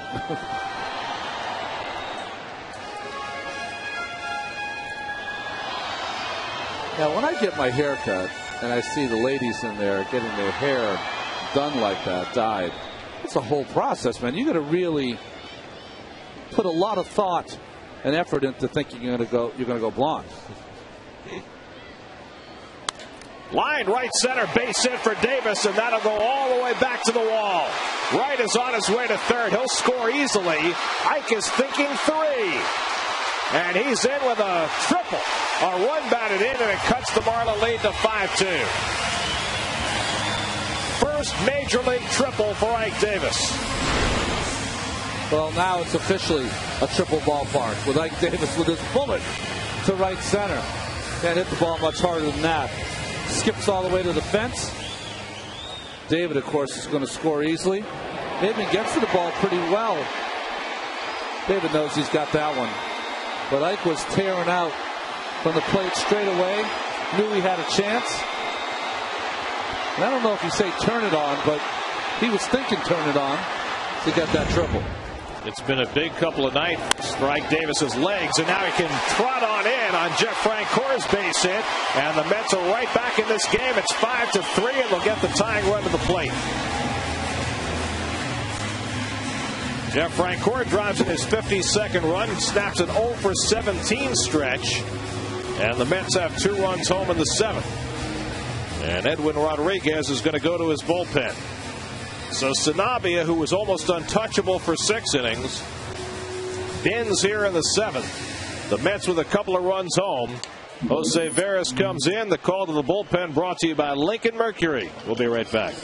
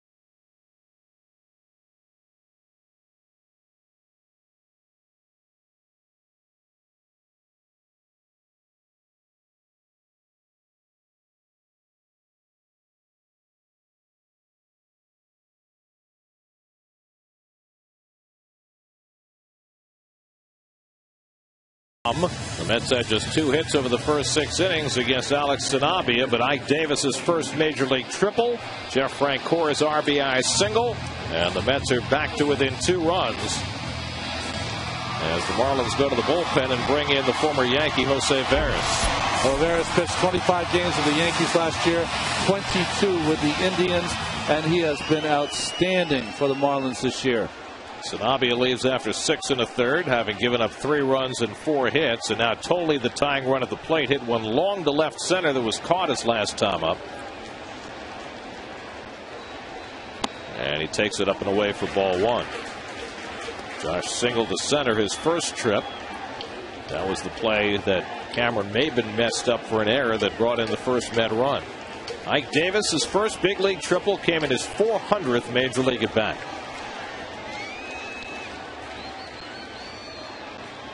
Tolley takes up and away, and it's 2-0. The definitive number on Jose Veras this season, he has inherited 17 runners this year, and none of them have scored. You get a lot of free dinners on the road from your starters when you pitch like that. It helps when you inherit them at first rather than third. Francoeur at first with 1 out. Veras behind Tolley, 2-0. And Josh fouls off the fastball, 2-1. Chris Carter's come out on deck to bat for Ruben Tejada. So much as he did last night, Jerry starts Tejada, but behind in the game will bat for him, trying to get some offense generated. Who knows, maybe Castillo winds up getting the winning hit again. Well, the Mets have shown a lot of fight, haven't they, the last couple of nights? Coming all the way back. Only the second time after trailing after 7 innings, trying to do it again. What they're trying to do right now is not trail after 7 innings. But still, you like the fight. Yep. 3-1 to Tolley. Mets have done some damage against Veras this year. He's pitched 4 1/3 against the Mets, given up 3 runs and 4 hits.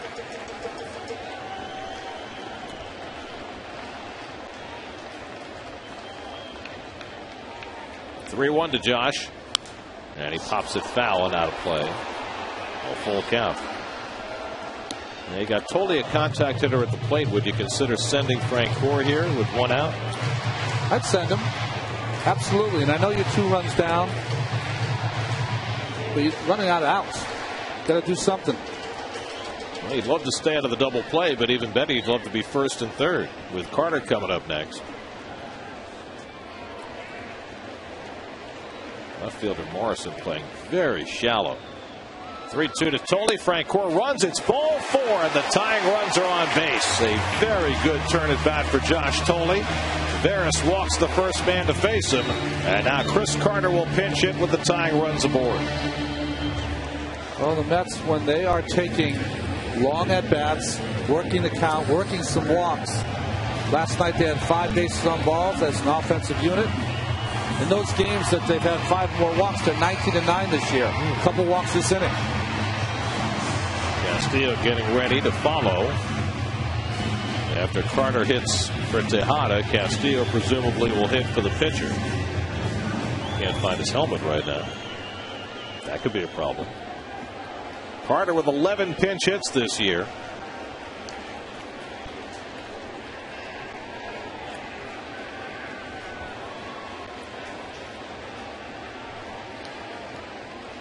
And Chris takes low and inside, ball 1. So Veras having trouble throwing strikes early in his outing. Guys, just a quick light moment. I don't know about you, but when Carter comes to the plate to I Am a Real American, the song that Hulk Hogan used to come out to when he wrestled, it just fits, doesn't it? I mean, it really does.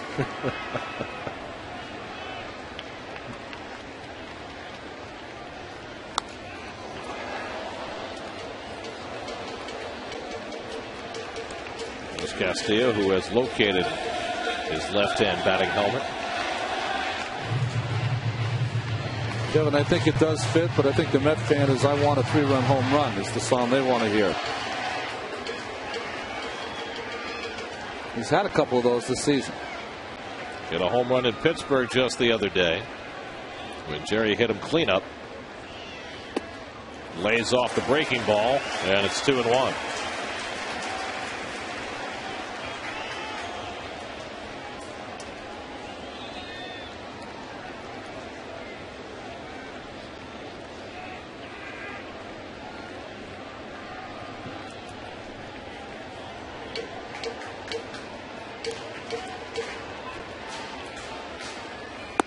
Carter swings over the changeup. 2-2. Well, this Ferris hasn't thrown many strikes. When he gets in those situations where you think you're going to get a fastball, he counters with a changeup under the bat of Carter. Way out in front. That ball never gets there, and Carter's through. So now with 2 on and 1 out, it's 2-2 to Carter. And Chris pops one foul.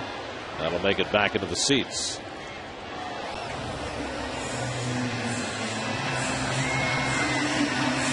Carter had an extended pinch hit at bat on Sunday after the Mets got the tying run on in the ninth. Fouled off 5 straight pitches, including a couple of emergency hacks like that, and wound up hitting a bullet to right that was caught. He puts in more work getting ready for one at bat than anybody I've ever seen. That's why Jerry Manuel in spring training nicknamed him Animal. Defensively playing to pull as center fielder Maben. Deeper now is Morrison in left field.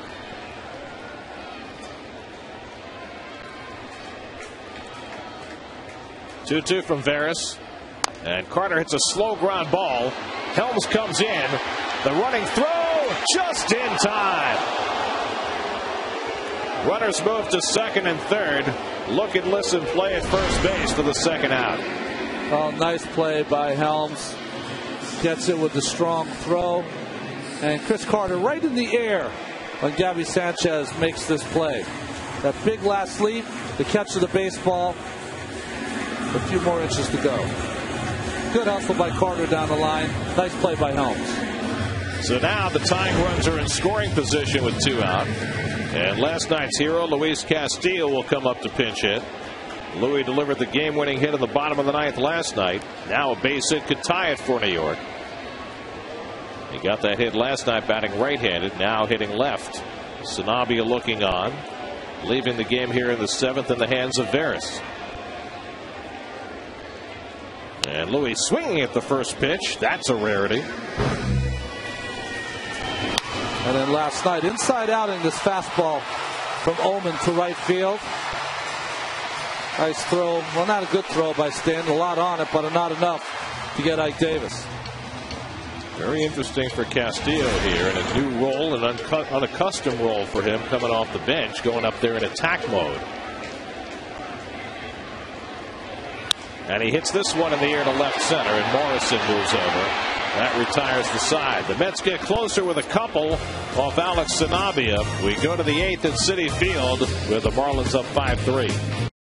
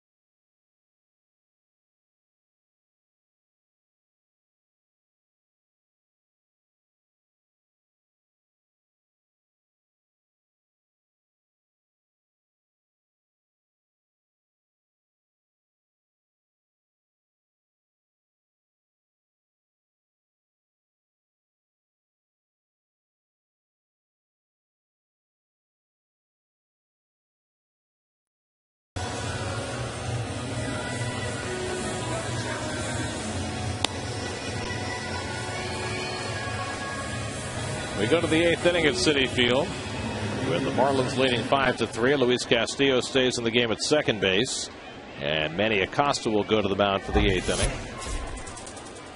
Well, he struggled against Colorado a couple series ago, but he's been very good in his last 2 outings. A couple innings of scoreless work for Manny Acosta. He's been much better this time coming up from Buffalo. Came in to relieve Pat Mish in his last start in Houston. That was his last time out 6 days ago. Mike Stanton takes a strike. Stanton is 0 for 3 tonight, 0 for 7 in this series. The Marlins 5 runs, 11 hits. The Mets 3 runs, 4 hits. Each team has committed 2 errors. And a fastball had Stanton overmatched, and it's 0-2. Well, he's learning as he's going, but the promise for this young man is unbelievable as Helms gets ready on deck.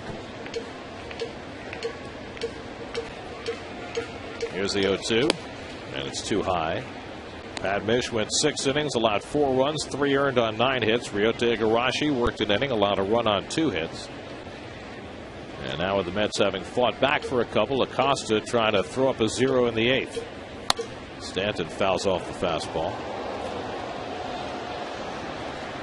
So Acosta, who has been mixing his pitches more since coming back, concentrating on heat against his first batter tonight.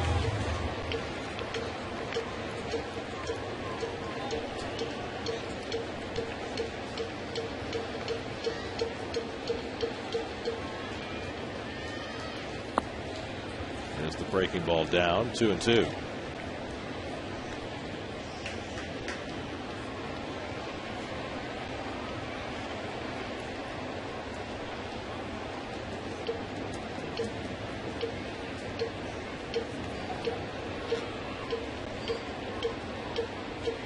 And Stanton hits one in the air to center. Easy for Beltran. 1 out. Let's check in with the studio. Chris Carlin standing by with the New York State Smokers Quit Line game break.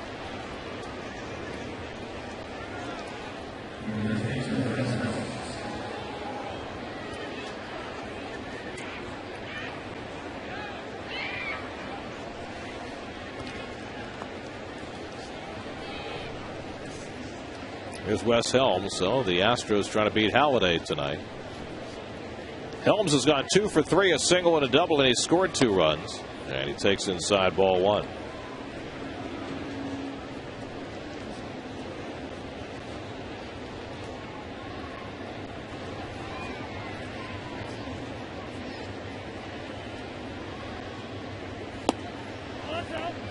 Two and 0 now to Helms. Well, I was in the just outside the Mets clubhouse tonight, and I ran into a young man named Joscar Feliciano, about 7 years old. And he said, "You make sure tonight, because I've seen you on TV," he said, "make sure you wish my father a happy birthday tonight." Joscar's father is Pedro Feliciano, who is 34 today. And Joscar said, when you wish him a happy birthday, there's ball 4 to Helms, make sure you wish for my entire family. He said, my mom, Wandy, my grandma, Wanda, or maybe it's the other way around. It's his grandma, Wandy, his mom, Wanda, and his sister, Josnali. They all wish Dad, Pedro, a happy 34th birthday today. Wow, unbelievable. What an impressive young man. He was, and you know what? He's the spitting image of his dad. Cool. So, Joscar, thanks for reminding me, and happy birthday, Pedro. Has forged himself quite a career as a New York man. Yes. A bit of innocence in the Mets clubhouse today, too, guys. I got a similar message, Gary, from Pedro's son. So I went in and wished Pedro a happy birthday, and Bobby Cornell was there. And Bobby said, "Oh, happy birthday, Pedro. How old?" He said without thinking, 28. He said, "Oh, wow, that's terrific." So Pedro pulling one over. Pedro has a wonderful sense of humor. Yes. You have to when you go out there to pitch 90 times a year. 1 out and 1 on for Brett Hayes. And he takes off the plate, so 5 in a row out of the strike zone from Acosta.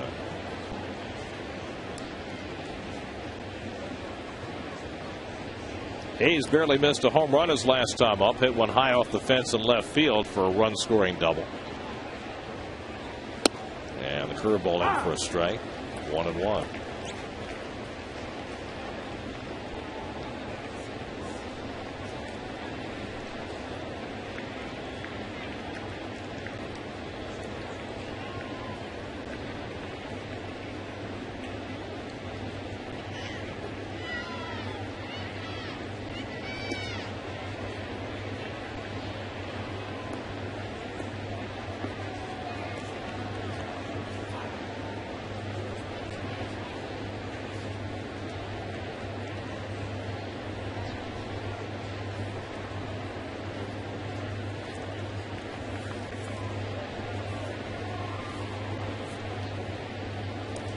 Spending a lot of time worrying about Wes Helms, who hasn't had a stolen base in ages.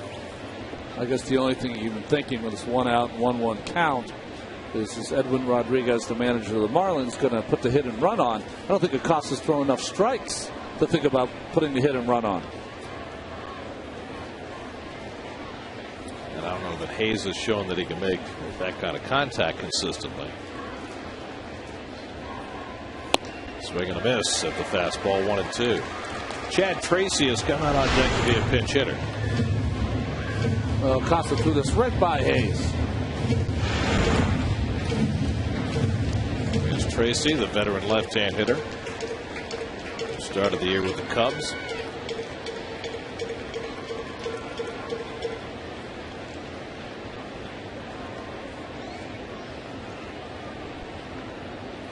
And Hayes gets a piece of that fastball to hang in there.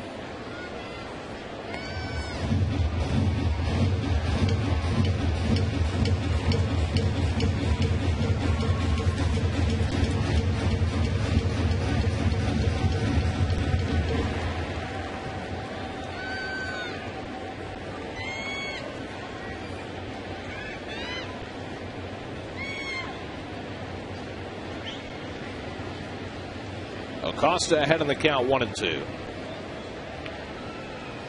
And he struck him out. Andy Acosta with his first strikeout as it gets Hayes 2 out of the inning. Pretty impressive breaking pitch here from Acosta. Starts on that outside corner, straight down and away from the right-handed hitter. Tomorrow, John Deese takes the hill against Anibal Sanchez as the Mets close out their series against the Marlins here at Citi Field. Mets-Marlins coverage begins with Subway pregame live tomorrow at 6:30 p.m. only on SNY. John Deese has been just superb. He's allowed just 1 run in each of his last 4 starts. Finally got a win to show for it in that rain-shortened game Saturday night. And Sanchez has been outstanding lately as well for the Marlins. Well, Florida changes up. They had Tracy on deck, but instead they'll send up Donnie Murphy, who pinch hit in the game last night and struck out in the 9th inning. I think they just thought the matchup with Murphy against Acosta is better than the 0-for-3 that Tracy has against Feliciano.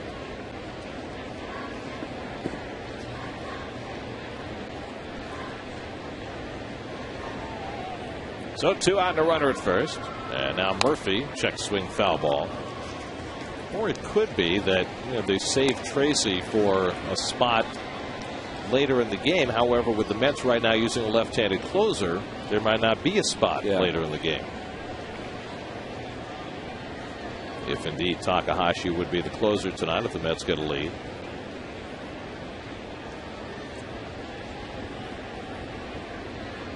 The other piece is that maybe Edwin Rodriguez figures if he sends up Tracy, then he'll see Feliciano, and then he ends up with Murphy at the plate anyway.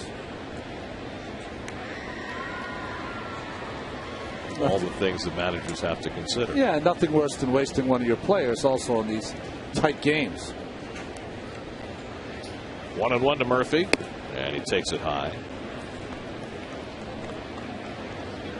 They've gone to the 9th in Philadelphia. The Astros 3, the Phillies 2. Did Halladay go all 9, Gary? Do you have that stat there? Durbin's pitching in the 9th. No.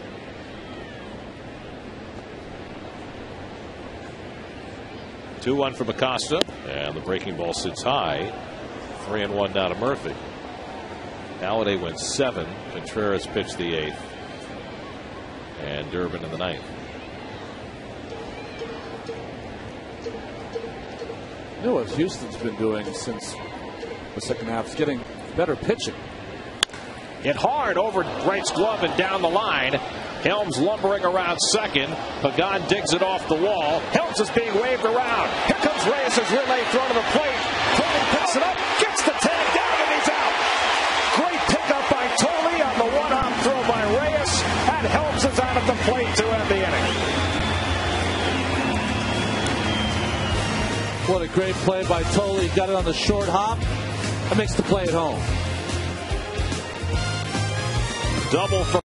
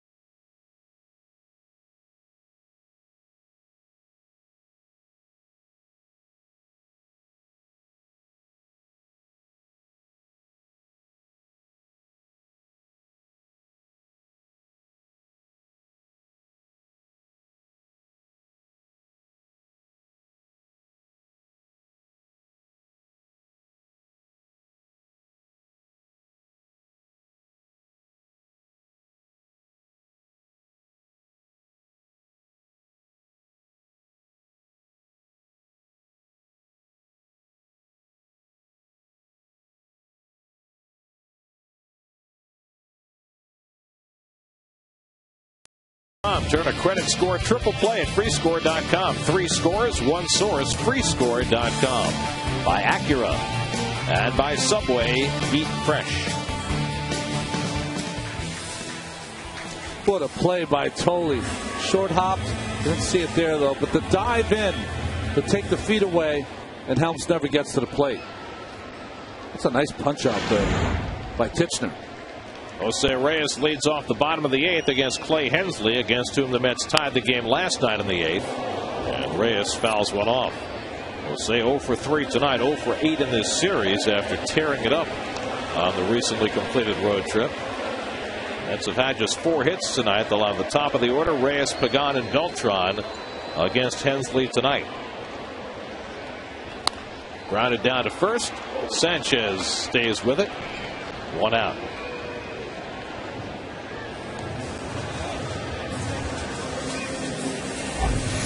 Look at the brim of Clay Hensley as you look at his numbers. Uses that rosin bag on the mound to a great degree. You can see it's all over his sleeves, all over his hat. Goes to it again. He puts it on the back of his hat. And a lot of times you have it on the back of your hat combined with the sweat. It really gets a real kind of chalky feel for a pitcher. There's Pagan, who's gone 0 for 3 tonight. Had that hustle double against Hensley last night in the 8th inning. Bluffing a bunt. Takes ball 1. Alex Sanabia went 6 in the 3rd. Allowed 4 hits, 3 runs, 2 earned, a walk, and a strikeout. Jose Veras stranded another base runner. That's 18 for 18 in his 2/3 of an inning. And now Hensley, the former Padre, gets Pagan to foul it off. 1-1.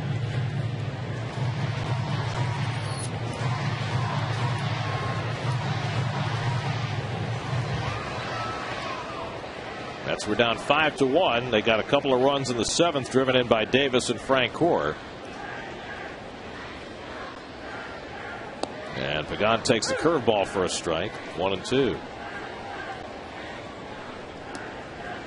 Checking it out with Todd Titchener. Seems like an agreeable fellow.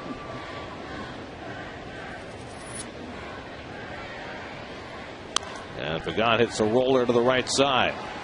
Uggla takes care of Pagan, 2 out. So Hensley's retired the first 2. And now he'll take on Beltran, who had the game-tying hit against Hensley last night in the 8th inning on an 0-2 fastball. Carlos 0 for 2 and a walk tonight.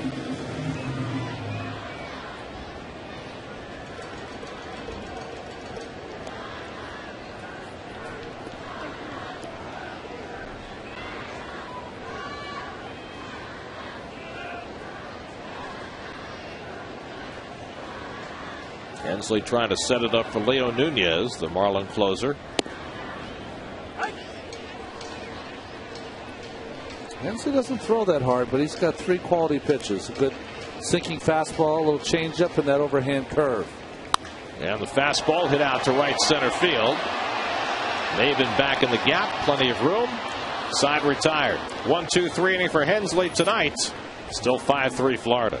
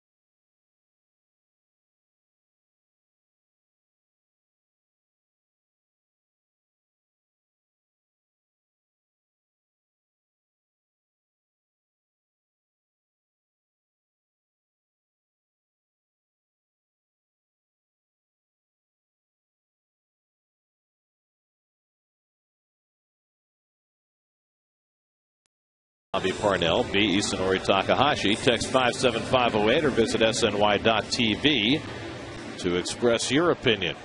The aforementioned Mr. Parnell will pitch in the 9th inning when the Mets behind by 2 runs. You know, Bobby was even asked about that, and he said he would love to have the chance to be given that opportunity, and he's been perfect his last 6 outings.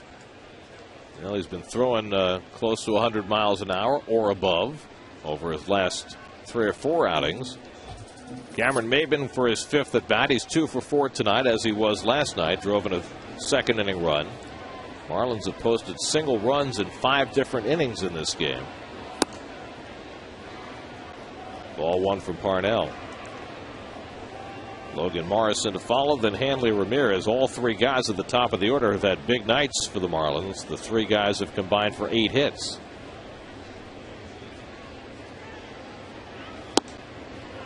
And that 98-mile-an-hour heater away, 2-0.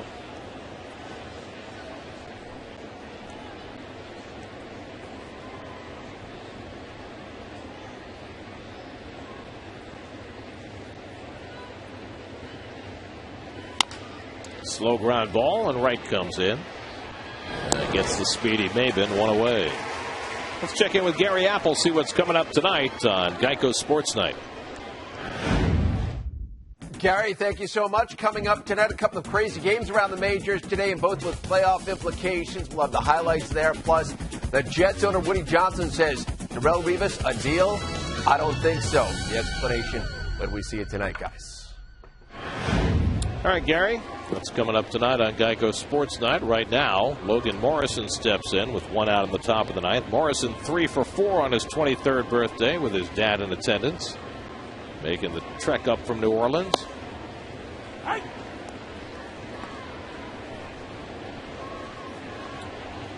Logan Morrison went to junior college at Maple Woods Community College in Missouri. I've heard of that before.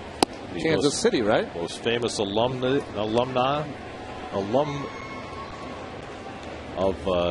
Maple Woods Community College. That would be Albert Pujols. You think Morrison heard Albert's name mentioned a few times when he was spending a couple of years in community college? Probably spent some time chasing those records, too. Slidell, Louisiana, just outside New Orleans. I've never been to Slidell, Louisiana, but I sure like saying right? Slidell, Louisiana. It rolls off the tongue. Chris Duhon is from Slidell, Louisiana. Ooh. That made a good plastic sound. 2-2. I think that hit the top of Toley's helmet. Now, remember in the old days, 30, 40, 50 years ago, folks, the catchers used to wear, and the umpire got also, umpires used to wear just a regular hat on backwards. Jerry Grody, of course, of the Mets, always famous for that look. Yogi Berra. Then they had the skull caps. That's right. Now they've got both the hockey-style masks and regular masks with a helmet underneath. Stroke to left center. Beltran hustles over and makes the nice reaching grab. 2 out. And Morrison bidding for a 4th hit. Almost got one. You know, for such a big man, Morrison has a very short stroke. Beautiful stroke. And that's a nice play there by Beltran.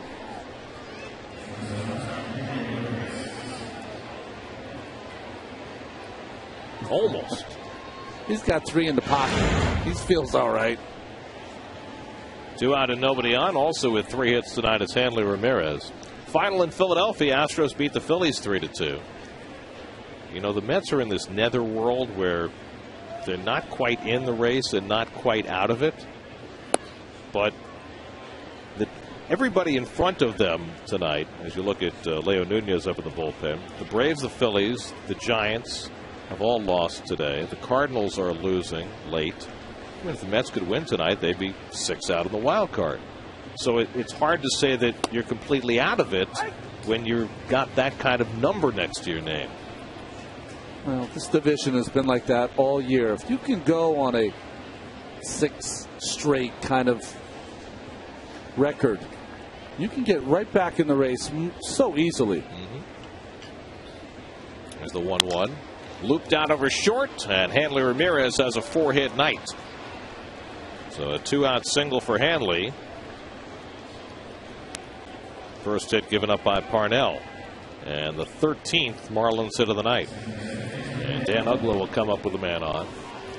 Looking ahead to the 9th inning, the Mets will have Wright, Davis, and Francoeur coming up. So Parnell, if he can keep this a 2-run game, will give his team a chance in the 9th inning against Nunez. Uglow's gone 0 for 4 tonight, 0 for 7 in this series.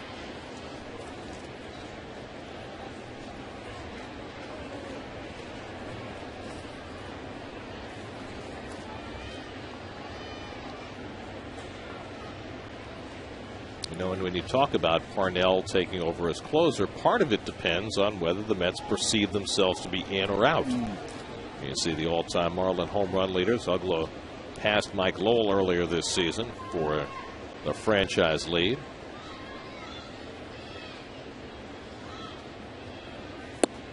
That fastball in at the knees for a strike, 0-1. I know what you're saying, Gary. I mean, right now you got to piece together and do whatever it takes to get a win. Give yourself a chance until you don't have a chance. After that, you can experiment with whatever you want to experiment with. And, you know, it's only understandable that a lot of people want to rush the season. In some ways, it's been a disappointing year for the Mets to be playing a game over 500. But the fact of the matter is that You know, all it takes is a good week or so, right, and they're right in the heart of things. That week, though, has been elusive. Ugla takes a fastball for a strike, 1-2. Let's check out the text poll results, and 72% of you believe that Parnell should be the closer right now. Well, I look at it this way. If I was a player still on the team, I'd say to myself, hey, if we have a great homestand, then we go and play the first place team. What an opportunity. Check swing. He went around on the slider. Parnell strikes out Ugla to end the inning. So a scoreless inning for Parnell. Now we go to the bottom of the ninth. Wright, Davis, and Francoeur trying to bring the Mets from behind.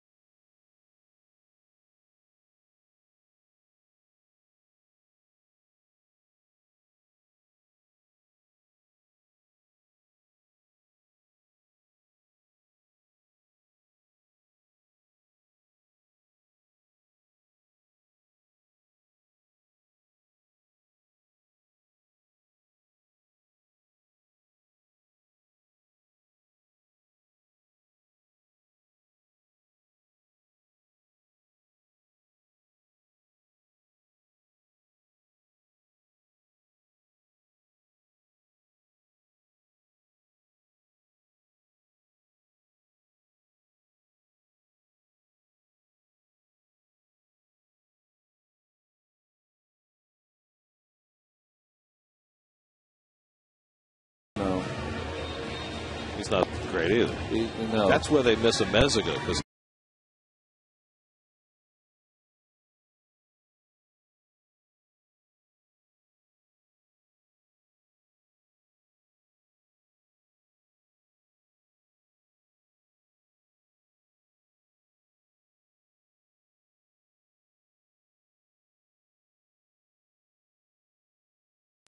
Lincoln Mercury post-game live. All the analysis, all the highlights, all the interviews coming up right here on SNY with Chris Carlin and Bobby Ojeda. Lincoln Mercury post-game live.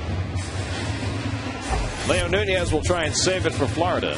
Well, Nunez last year had career highs, 26 saves. This year, you see the Mets have an opportunity. 28-35, 7 blown save opportunities for Leo. And although he has 3 wins and 3 saves against the Mets this year, he's given up 4 runs and 8 hits over 6 1/3 against the Mets. David Wright leads off and takes a fastball for a strike. David is 1 for 3, single to right in the second. He has scored 2 runs tonight. Davis and Francoeur to follow. Mets have had just 4 hits in this game. Off the plate, 1-1.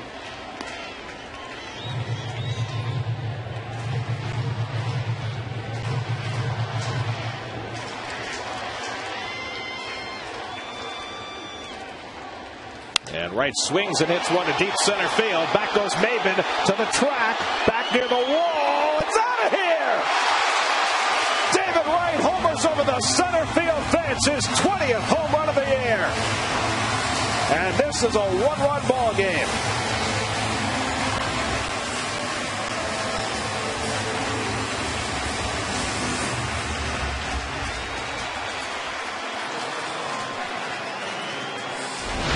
Well, this ball is covered. 3 fastballs in a row.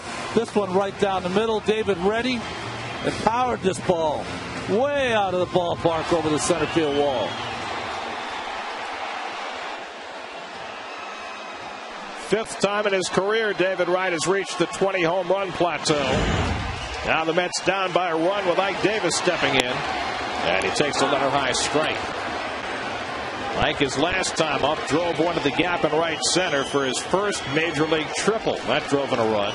And then he scored on Francour's base hit. Mets trying to fight from behind again. Last night it was a run in the 8th and a run in the 9th to give them just their second win this year when they've trailed after 7. Tonight 2 runs in the 7th and a run home here in the 9th. In a game they once trailed 5-1. 2-1 to Davis. This pitch is supposed to be away. And just shifts right back over the middle of the plate. He was trying to throw that ball by David. He was ready.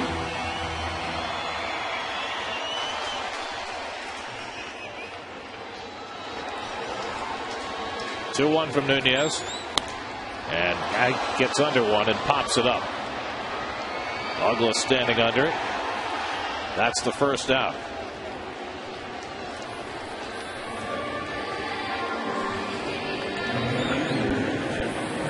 So now Jeff Francoeur coming up. Randy St. Clair, the pitching coach, is going out to the mound to talk to Nunez before he pitches to Francoeur.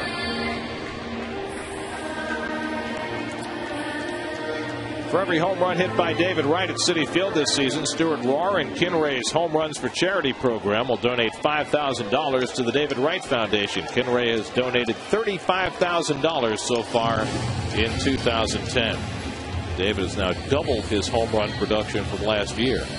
Last year only 10 home runs for the full season. This year already 20.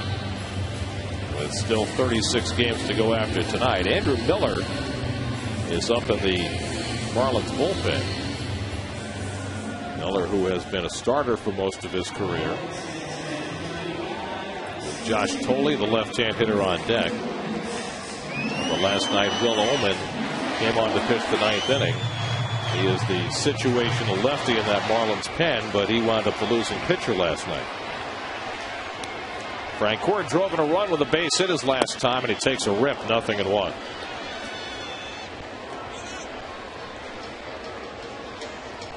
Isunori Takahashi throwing in case this game goes to the 10th. And Francoeur punches one toward the middle. Base hit. So Francoeur has his second hit of the night. And the Mets on the tying run aboard with 1 out.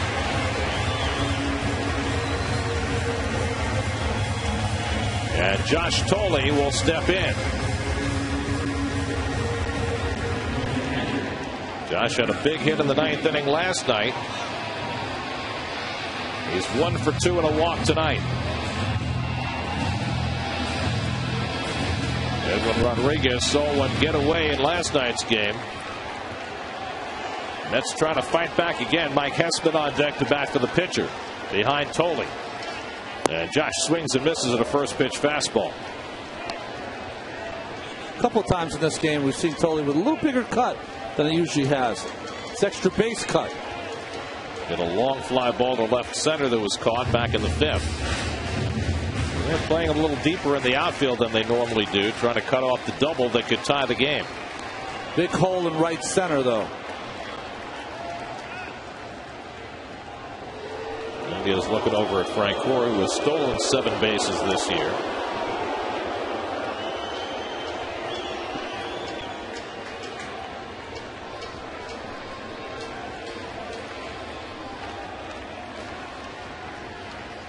He's moving away.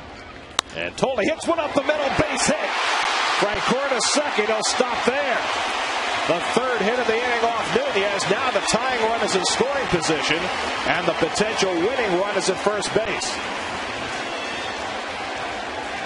Nunez doing a lot of throwing. He's not really setting up his pitches, and Mets have taken advantage here in the 9th inning. So now the Mets will send up their slugging pinch hitter, Mike Hessman, hoping that one swing could turn this game around. Hessman and Blanco, the only 2 players remaining on Jerry Manuel's bench. So Hessman will bat here. Castillo, who's hitting in the 9 spot, is on deck. David Wright led off the inning with a home run to get the Mets within 1. Francoeur and Tolley with 1-out singles. And last night's hero parked in the on-deck circle. Hessman hitting just 143 with 1 home run.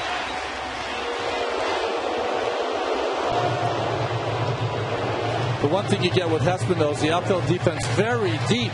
Base hit by Hesman should score. Jeff Francoeur, stand in right field, probably has the best arm. It might give Tolle a chance to get to third, which would be huge with one out.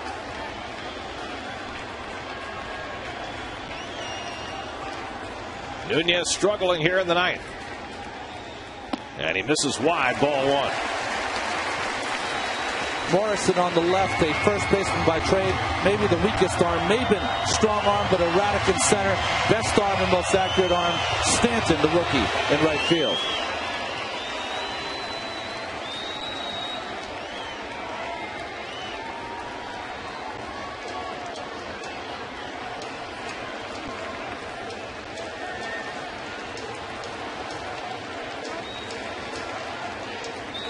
Hesman, a huge man who has hit a huge number of minor league home runs.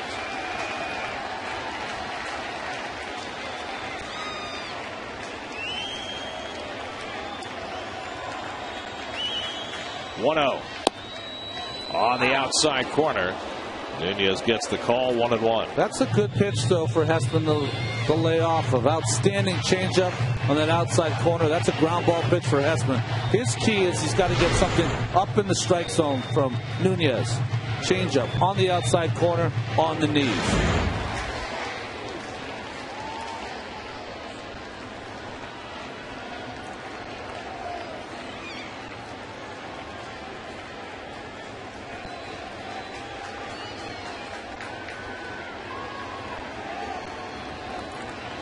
One and one to Hesman.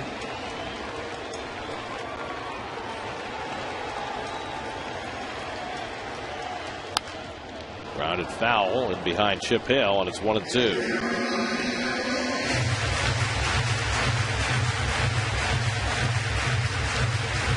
Hesman pinch hit in the ninth inning last night and struck out against Will Oman. Hoping for a better result here against the right-hander Nunez. Hesman only 4 hits since being recalled from Buffalo. His fifth going to be his biggest. His one home run came in Philadelphia. He's hit 14 major league home runs to go with 329 minor league home runs. 1-2 from Nunez. Inside. 2-2. Both came close to hitting Hesman. Castillo ready for more.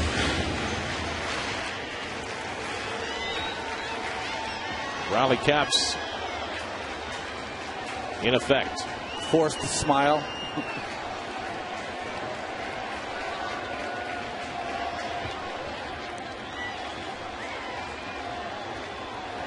(2-2). And Hesman hits a slow bouncing ball. Ramirez gets the out at second. The relay by Uggla not in time. Hesman beats the raft. Francoeur moves over to third with the tying run, but now the Mets are down to their last out. Well, quick shovel there.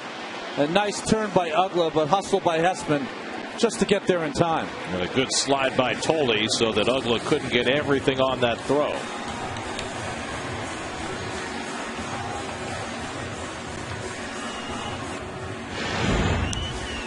So here's Luis Castillo again. Last night, tie game, bottom of the ninth, 2 out. Castillo came up with the game-winning hit. Now, tougher spot. Down by a run, bottom of the ninth. Francoeur, the tying run at third. Hesman at first. And Castillo with many different ways to try and get that run in, including a bunt. It's not something that you necessarily recommend with 2 out. But he's capable. It's, that's part of his game. Helms in at third because he's got to try to take it away. Advantage Castillo if he wants to try to punch it by him. 1-0. Up and away. And now Nunez behind 2-0. And you got Reyes standing on deck. Well, Louis is not going to swing at a pitch out of the strike zone. But we saw him in his first at-bat, Gary, swing at that first pitch with authority. Will he swing 2-0 here? We haven't seen it very often. Came off the bench as a pinch hitter in the 7th, flied out after that first pitch foul ball. His second at bat tonight. And he takes it high, ball 3.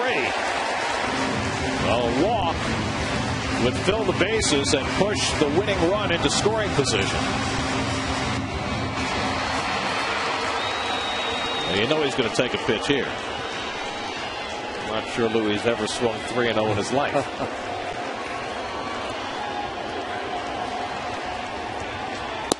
Ball 4 and the bases are loaded. Castillo walks on 4 pitches, and now the game is in the hands of Jose Reyes.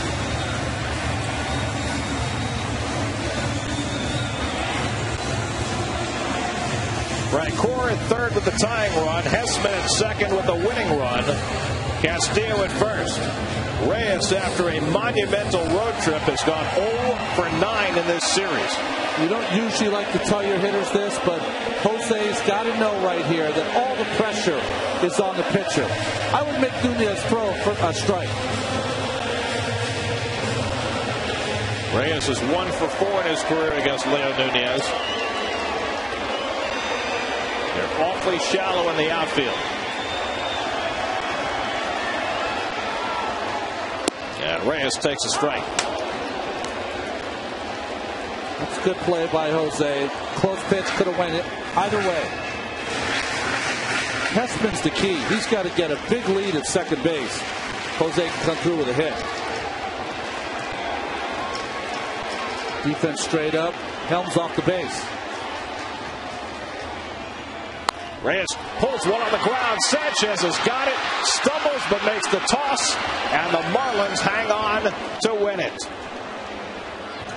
David Wright hits a 9th inning home run. The Mets load the bases, but Nunez gets the out as Reyes grounds out to end it, and the Marlins even up the series with a 5-4 win. Well, what a run by the Mets coming back again, but Edwin Rodriguez's club just had enough to hold on to that lead.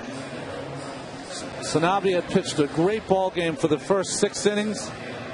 Big home run by Wright. And the Marlins again inch in front of the Mets when the Mets had a chance to really gain some ground on the other teams in the NL East. Mets stay 7 back in the wild card race as they fought from behind. They were down 5-1, 2 in the